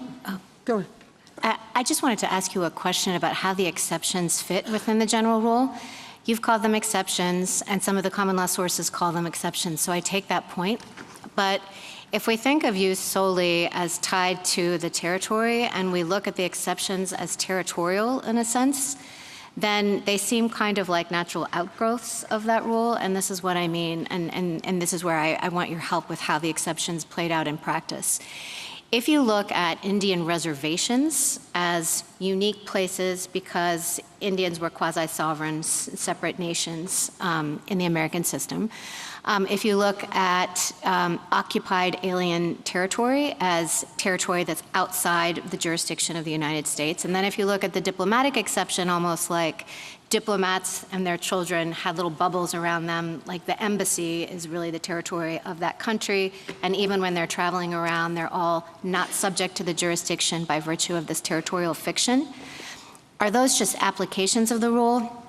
And if they are, then what happens to alien enemies like the German spies in Ex parte Quirin, or what happens to Indians who are actually not on the reservation but may be born, say, in Baton Rouge? How does the rule apply in those situations? Does it travel with the person, or is it tied in some sense to the land? Sure. So let me answer each part in turn. So the thing that all of the exceptions have in common, again, is this sense that the person has this fiction of extraterritoriality around them. Let's set aside the Indian tribal exception for a moment and come back to it. So the example of enemy aliens, for example, ex parte Kieran, is one that is answered by Justice Story in both Inglis and in Rice. And the touchstone under the American application of English common law was that in wartime, the touchstone is whether there's a foreign occupation of US territory. So, and that's, just to interrupt for 1 second to Sure. clarify, and that is territorial. Sometimes, it just seemed to me that the rule varied. Sometimes it was stated as enemy alien, and sometimes it was focused on occupied territory. Sure. So the rule, I don't think there's a separate rule for enemy aliens, and the government's briefs describe the exception as an enemy alien exception. I don't think that is the best way to think about it. Rice and English tell you that when the British forces are occupying Castine, Maine, no one is subject to US jurisdiction there because Britain is governing Castine, Maine. And Justice Story explains, look, if the US then retakes that territory, babies who are born to US citizens by what he called post limine become US citizens. So that's the way to think about any wartime situation, enemy aliens or otherwise. As we heard earlier, Professor Muller's amicus brief tells us how we've thought about enemy aliens in wartime. Even in World War II, when the United States was detaining Japanese nationals who were deemed enemy aliens of the United States, when those enemy aliens had babies in these detention camps, everyone agreed that those babies were US citizens. And Professor Muller goes on to explain that there are many cases of those US citizens going on to a lifetime of government service to the United States. Everyone agrees those babies are US citizens like everyone else. So again, the touchstone for enemy aliens is So what about Indians? What about the Indian who's off the reservation or born off of a reservation? Sure. So to start with the basics, I'll refer to the Indian tribal exception just to use the term of art. The Indian tribal exception, Elk versus Wilkins tells us, comes from the constitutionally unique status of Indian tribes. In the Indian Commerce Clause, we know that tribes are treated as basically quasi-sovereign nations. We know that from the Marshall Trilogy of cases. We know from Worcester versus Georgia, where Chief Justice Marshall said that the tribes are essentially a distinct political community. Well, I understand all that. So just in the interest of time, just to focus you, I understand why the Indians are treated differently for purposes of the law, but I want to know, is it tied to territory or is it tied to the status of someone as a member of a tribe? Because if you're looking at it because of the special relationship of Indians to the United States as a matter of the Constitution, et cetera, well, I mean, citizens of France are citizens of a different sovereign as well. Sure. So Elk versus Wilkins doesn't really answer that question. The court says there are two ways to look at this. Either you look at it as the tribal member is like an ambassador, or you can look at it like there's a territoriality issue where people are born on tribal lands, and therefore they're essentially, I think he says, Justice Gray says at one point, we might as well be talking about someone who's born in Mexico. Well, there's a lot in Elk, and some of it's not terribly helpful for you, it seems to me, because Justice Gray, again, strikes again, says that they may be subject in some degree or respect to the United States. So there's some jurisdiction. He says they're born in the geographic limits. They are in a geographical sense born in the United States. But because they are not completely subject to the jurisdiction of the United States and owe allegiance distinct from the United States, that's what takes them outside. And that language sure sounds a lot like the Solicitor General's presentation today. To the contrary, Justice Gorsuch, I embrace that part of Elk versus Wilkins' holding. Justice Gray, of course, wrote both Wong Kim Ark. I know, and it's a struggle. Sure. Let me try to help you out with that. you know, the government tries to make it seem as though what sets the exceptions apart, what defines the exceptions, is that the government has some maximum theoretical power. The government could have exercised plenary regulatory power over the tribes, and therefore that's the same situation as a foreign national in the United States. But that's actually not true, because remember, if there's always this background notion, whatever the parameters of the relationship between the United States government and tribal nations at that time of ratification, there was this constitutionally distinct status of the tribes and tribal members, setting them, excluding from apportionment, which was renewed in the 14th Amendment. And that's not true of foreign nationals. If the government were right, that the question is what's the maximum theoretical power the government has, there'd be no ambassador exception, because of course the United States could decide in some instance to go ahead and prosecute an ambassador. There would be inter-sovereign comity considerations there.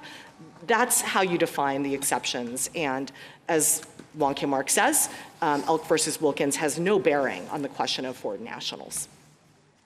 Ms. Wong, on the earlier answer you gave to Justice Gorsuch on the temporary sojourners cases, those were distinct cases, correct, where the parents had come to the U.S. and didn't want to give citizenship to their kids, took them out immediately, correct? I'm sorry, Justice Sotomayor, I'm not sure which cases you're referring to. All right, that we can look at. Okay. Ms. Wang, would you agree that the citizenship test in the 14th Amendment is the same as the test in the 1866 Civil Rights Act? So the words are obviously different. What Wong Kim Ark tells us and what the debates tell us is that the framers, it was the same Congress obviously framing both. Congress was trying to do the same thing with both the 1866 Act and with the 14th Amendment. They wanted to capture the common law exceptions and the Indian tribal exception. They started out with the two separate phrases, not subject to any foreign power, plus excluding Indians not taxed. And as Justice Gray described it in his majority opinion in Wong Kim Ark, they decided to switch to the affirmative phrase, subject to the jurisdiction. Yeah, well, do they mean the same thing? And wouldn't it be very odd if the citizenship test in the 14th Amendment were broader than the citizenship test in the 1866 Civil Rights Act, particularly in the light of the fact that the 1866 Civil Rights Act was reenacted after the adoption of the 14th Amendment and remained in place until 1940. Sure, the framers were trying to do the same thing with the language in both. Okay, so then I think we can turn to the language of the 1866 Civil Rights Act because it's more straightforward.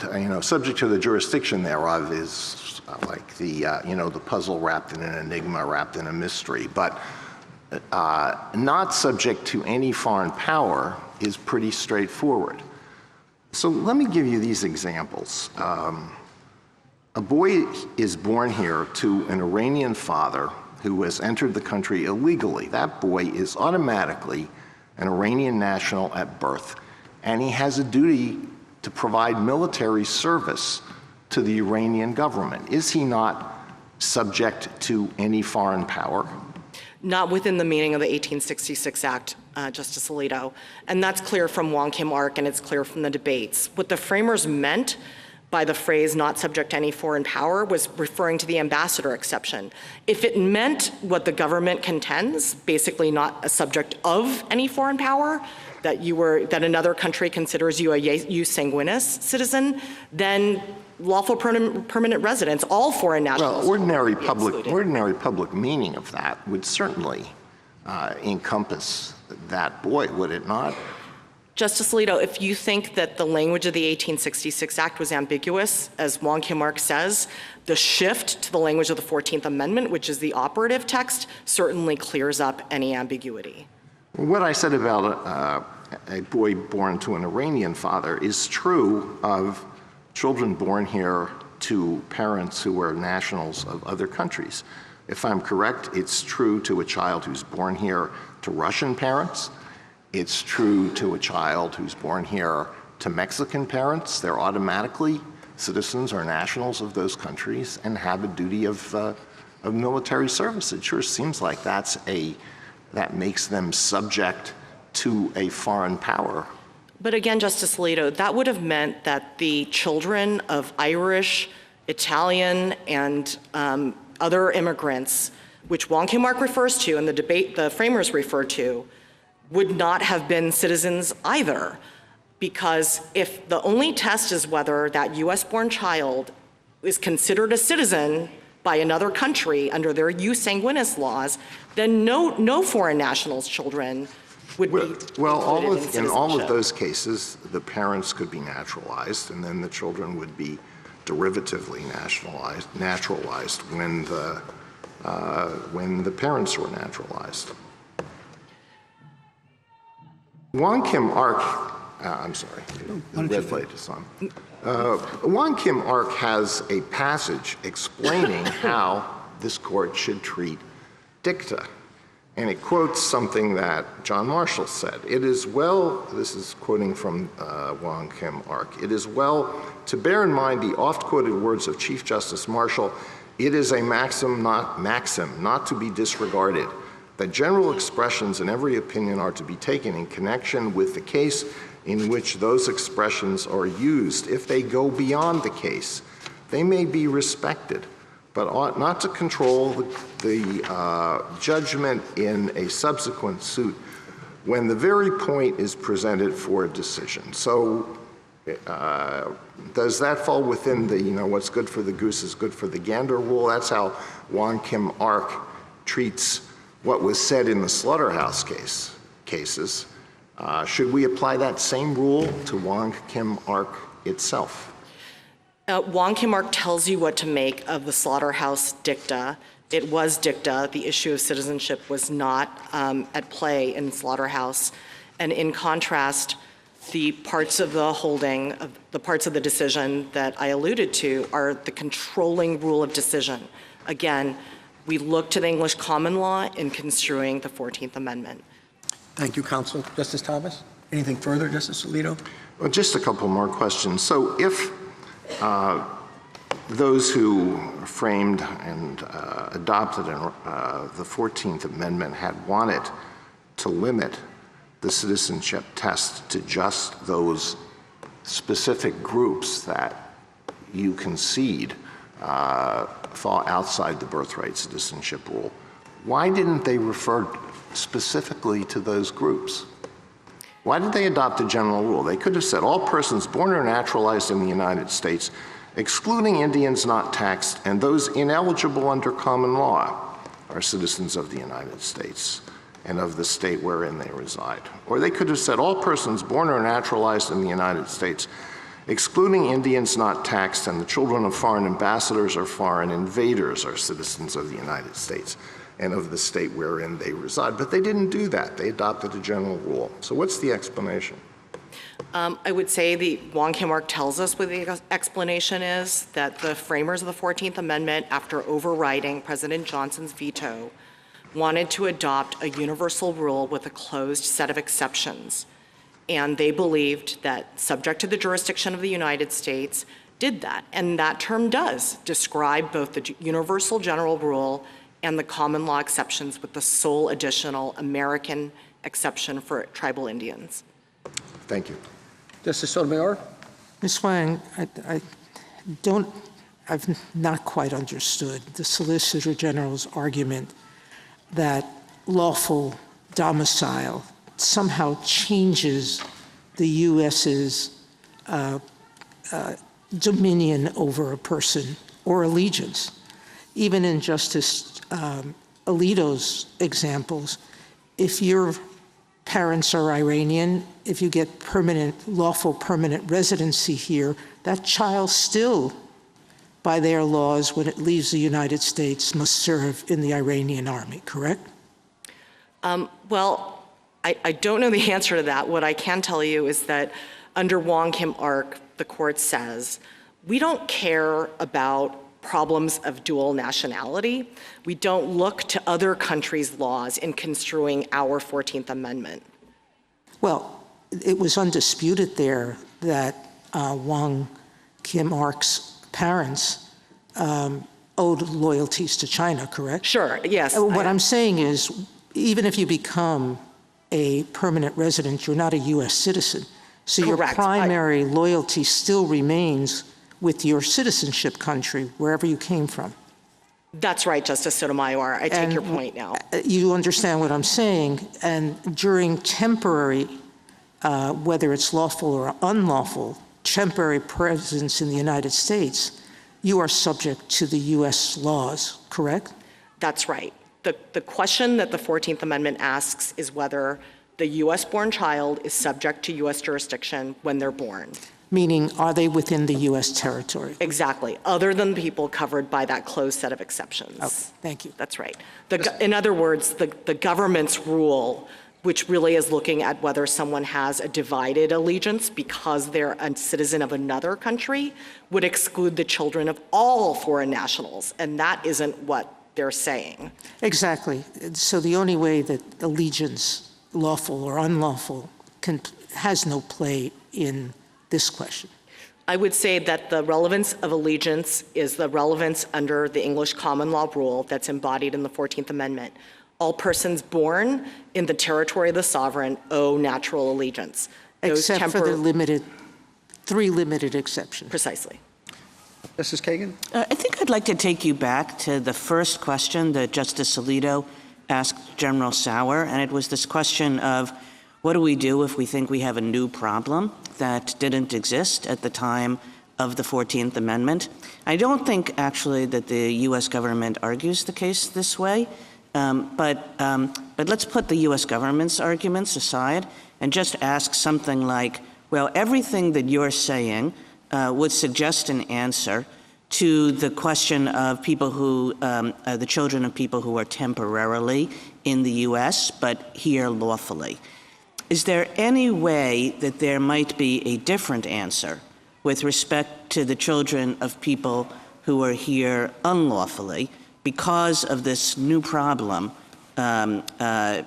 issue that Justice Alito has raised?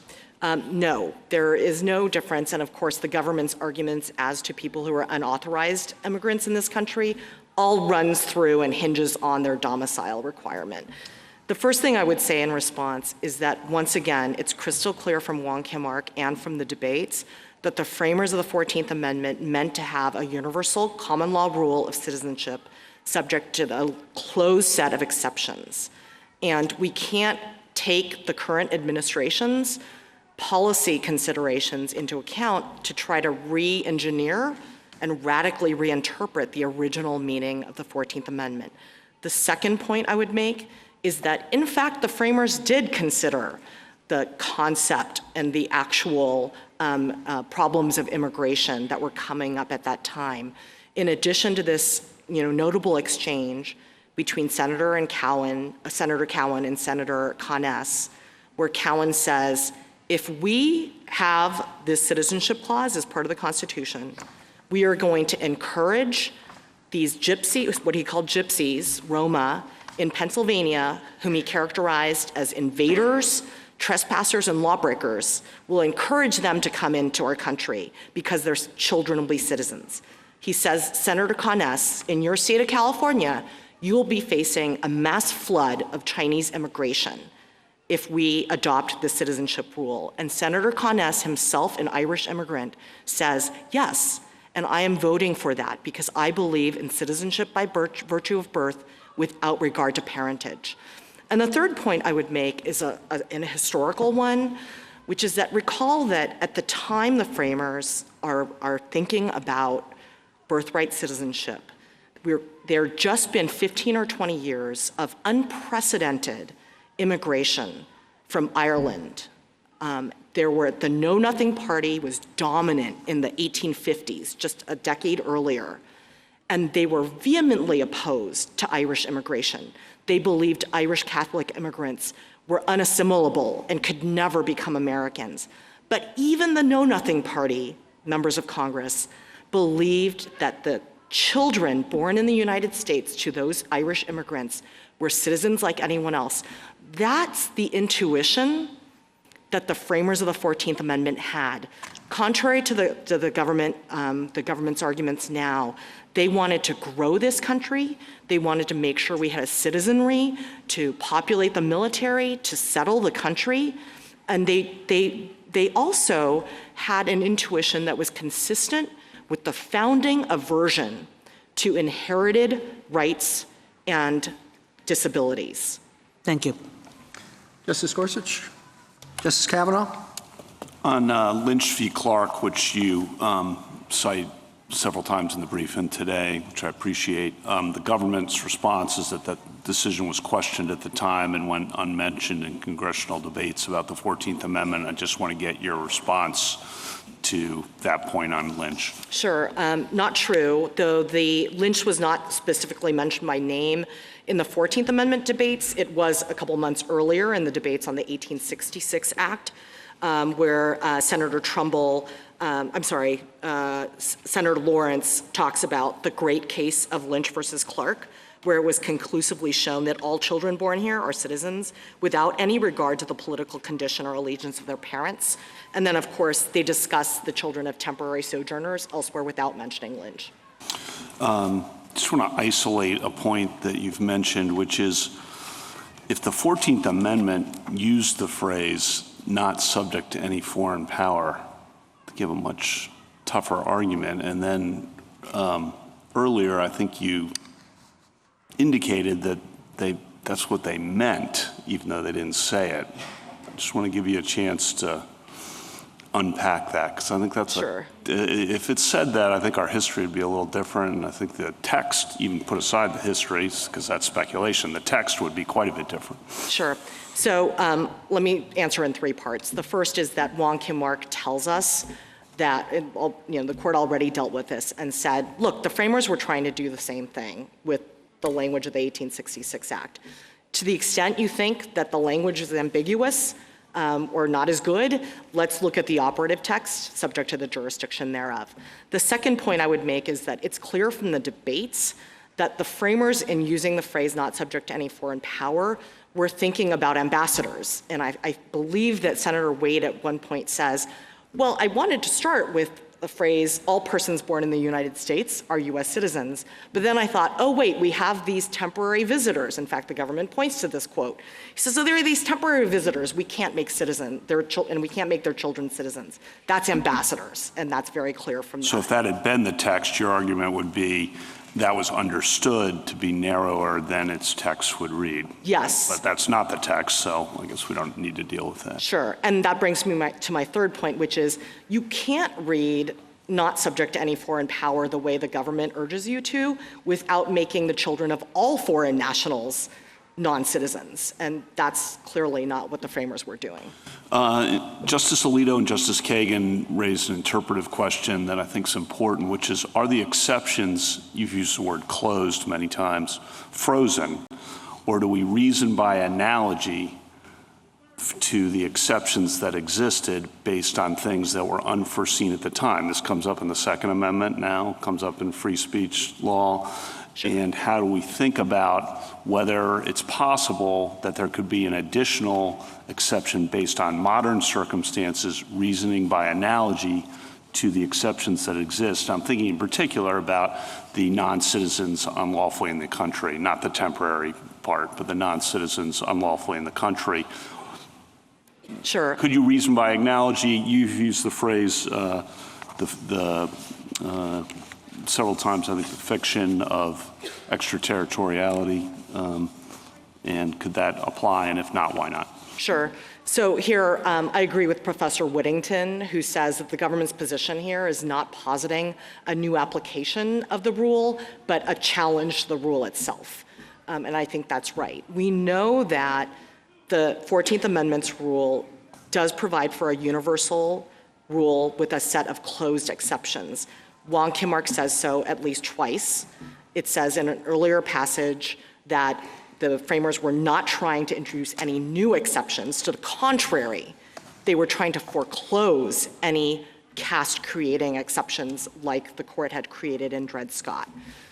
The second reason we know this is that the debates themselves had the framers saying, Number one, we are declaring what is already the law in this country, at least for white Americans, and we are putting any further exceptions to birthright citizenship outside the reach of any future Congress. They were very concerned about that.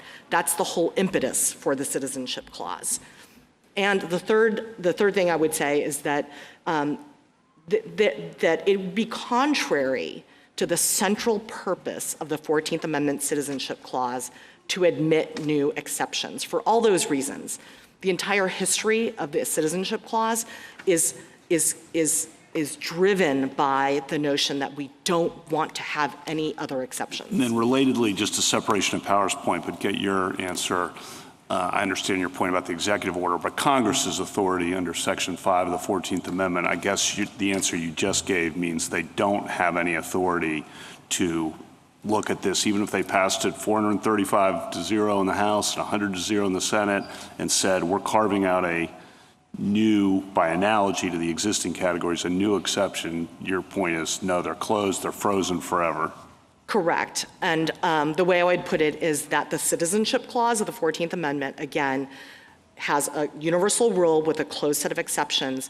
It sets a floor. So the Congress has, under the Naturalization Clause, the power to expand citizenship to other people not covered by the 14th Amendment, and obviously they have in many ways, but they can't go below that floor that the Constitution sets. I think Mr. Sauer acknowledged that, and you mentioned this in your opening, that if we agree with you on how to read Wong Kim Ark, then you win. So that could be if we did agree with you on Wong Kim Ark, that could be just a short opinion, right? That says the better reading is respondent's reading. Government doesn't ask us to overrule, affirmed. Yes. Then last question, though, why would we address the constitutional issue? This is the last one. Why would we address the constitutional issue, given your argument on the statutory? Our usual practice, as you're well aware, of course, is to resolve things on statutory grounds and not to do a constitutional ground. Sure. I think we obviously have these two paths to a win here. We're happy to win on either or both of them. I do think it would be prudent for the court to reaffirm its decision in Wong Kim Ark, where it's a landmark decision about the definition of national citizenship in this country. I just think it would be prudent for the court to go ahead and reaffirm that, but of course we're happy to take a win on any ground. Thank you. Thank you. Justice Jackson? I'm sorry, Justice Barrett. So I have a question about the exceptions again. So in your interchange with Justice Kavanaugh just now, you were talking about it as a closed set of exceptions. And said that way, it sounds like exceptions that people had in mind at the time of the ratification, but that were not explicit in the amendment. But I took your brief to be arguing that subject to the jurisdiction thereof is the language in the 14th Amendment that refers to those exceptions. Am I right? That's right. Okay. It describes them. It describes them. And would you say, this goes back to a question that Justice Gorsuch asked General Sauer, our relationship to the Indian tribes is different today than it was at the time that the 14th Amendment was ratified. Let's put aside Section 1401. Is a tribal Indian born on a reservation today, on tribal land, a natural-born citizen under the 14th Amendment? Under the 14th Amendment, no. Of course, Congress has provided for citizenship for all tribal members in the 1924 Act. By statute. And so is that because what's subject to the jurisdiction of meant when you say closed set of exceptions? It means that the jurisdiction as it existed at the time of the 14th Amendment is still the jurisdiction today? So let me just be a little bit clear. Justice Kavanaugh asked you if we could create new categories by analogy. So there may be other sorts of people who were present here to whom this subject to the jurisdiction in the same way that we were talking about, the bubbles around ambassadors or the soil of occupied territory or the soil of tribal land. Perhaps those new carve-outs could exist by analogy today, like if the United States carved out some portion of some state and suspended it from its jurisdiction. Wouldn't the principle still apply? No, Justice Barrett, for two reasons. The first is, again, that there is a closed set. But why is it closed? The language doesn't say it's closed. Sure, we know it's closed because Congress's, the very purpose of the Citizenship Clause was to foreclose new exceptions. That's clear from the debates. And I would say that the language describes a closed set as well, because you can't imagine another situation. The government's trying to make us imagine another situation, right?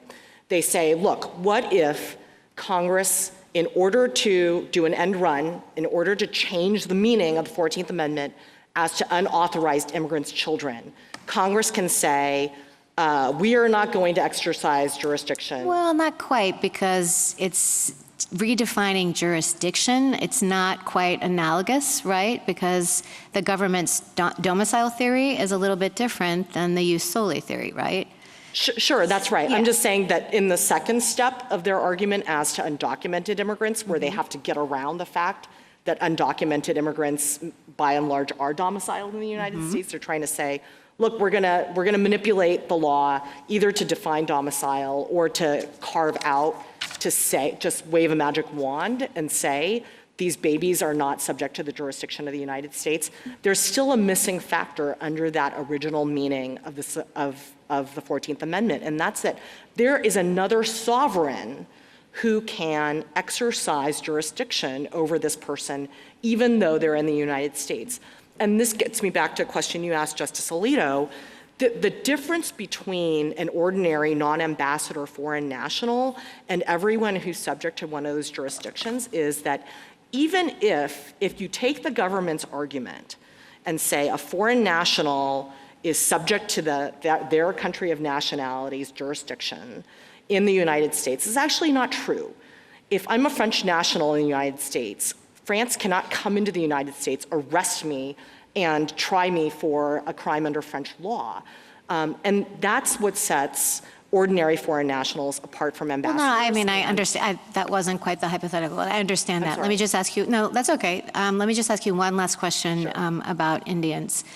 So I gather what you're saying is that Congress cannot expand the set of, we'll call them exceptions, right? But you're saying it can't contract them either, and that was the Indian example. So what if, again, putting aside Section 1401, what if our relationship with tribal Indians has changed so much that we would say, no, Indians really are fully subject to the jurisdiction of the United States in the way any other, natural-born citizen is? You're saying that that doesn't change the constitutional status of Indian citizenship.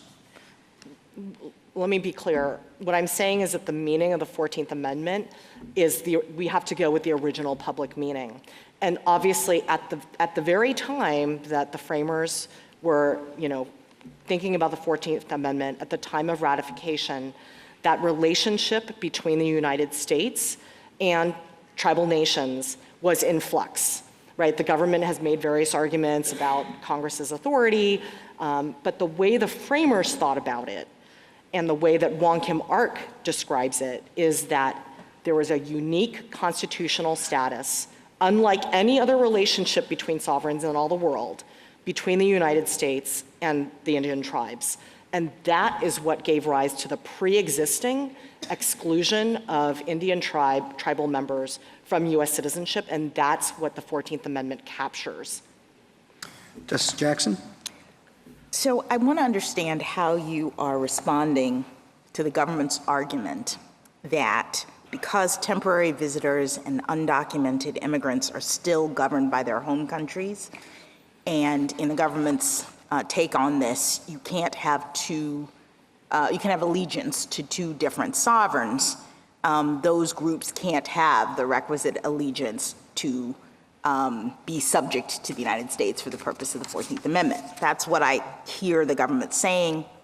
But I do think that that seems to rest on a different understanding of allegiance than what was in the English common law, and that when we understand what the English common law thought about allegiance, you can see that you can have allegiance to two different sovereigns at the same time. This kind of goes back to Justice Alito's questions. I mean, I was thinking about this, and I think there are various sources that say this, that you obviously have permanent allegiance based on being born in whatever country you're from. That's what everybody recognizes. But you also have local allegiance when you are on the soil of this other sovereign. And I was thinking, I, a U.S. citizen, am visiting Japan. And what it means is that, if I steal someone's wallet in Japan, the Japanese authorities can arrest me and prosecute me. It's allegiance, meaning can they control you as a matter of law. I can also rely on them if my wallet is stolen to, under Japanese law, go and prosecute the person who has stolen it. So there's this relationship based on, even though I'm a temporary traveler, I'm just on vacation in Japan, I'm still locally owing allegiance in that sense. Is that the right way to think about it? And if so, doesn't that explain why both temporary residents and undocumented people would have that kind of quote unquote allegiance just by virtue of being in the United States? That's absolutely right, Justice Jackson, and that comports with the plain text of the 14th Amendment as it applies to everyone born in the United States other than those subject to the exceptions that were baked in, a close set. You owe natural allegiance as a US-born citizen. If you want to look at the parents of those people, and let's say the parents are foreign nationals but not ambassadors, the parents owe temporary allegiance. Right, so the babies common get the law. permanent allegiance piece of this, and the parents get the local allegiance piece of this. So to the extent we're looking for allegiance, we have it. That's right. Thank you. Thank you, counsel. Rebuttal, General Sauer.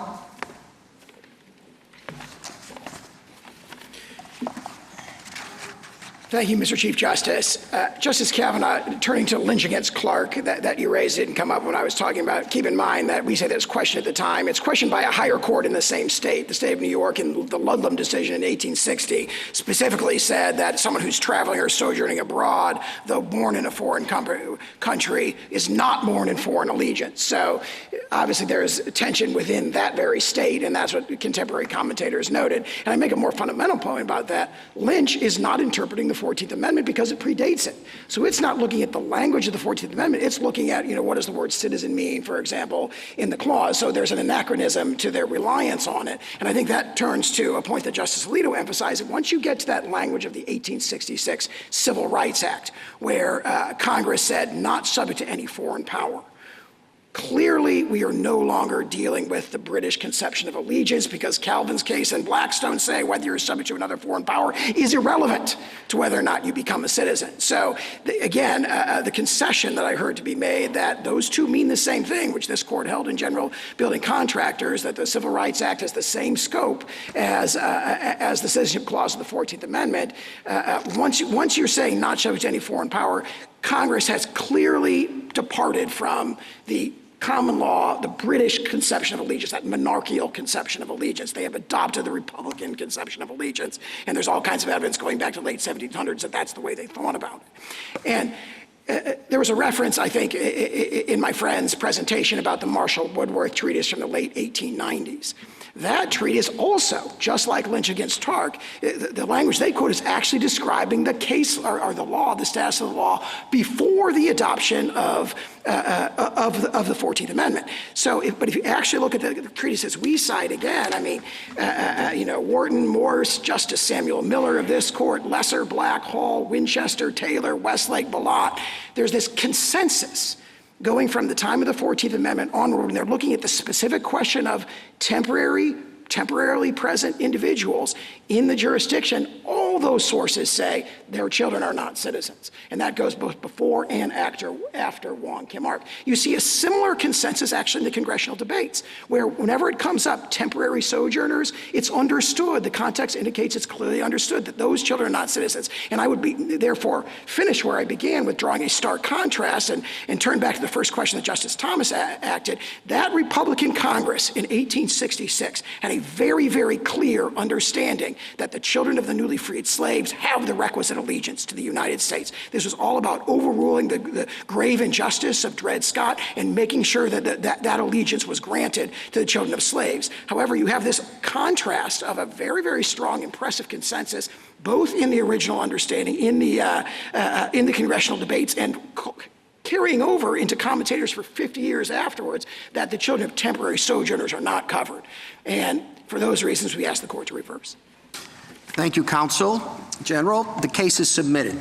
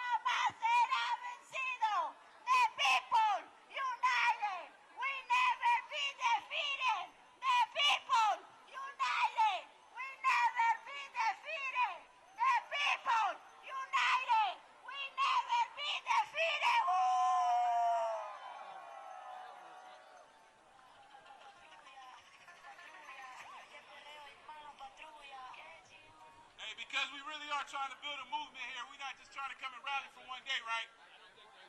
Right. This argument gonna be going on for the next couple of months. We gotta keep coming here. We gotta get more people to come here. In order for us to do that, we gotta get connected.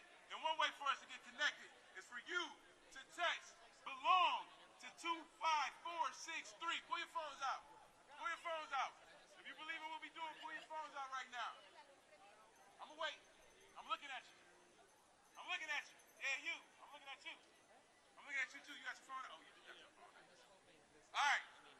So look, what you're going to do is you're going to text to 25463. You're going to text the word "belong." The more people we can join in this fight, the more people understand this fight, the better we can make it. The better we'll be able to protect our country, protect our Constitution, protect the 14th Amendment.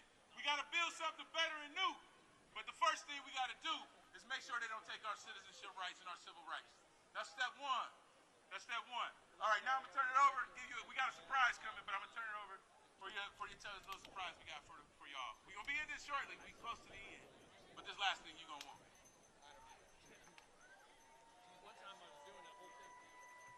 How's everyone doing?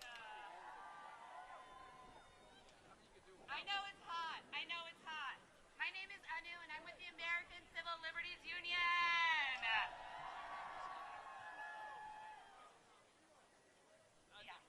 And I am here to tell you that just minutes ago, the arguments ended in the Birthright Citizenship case.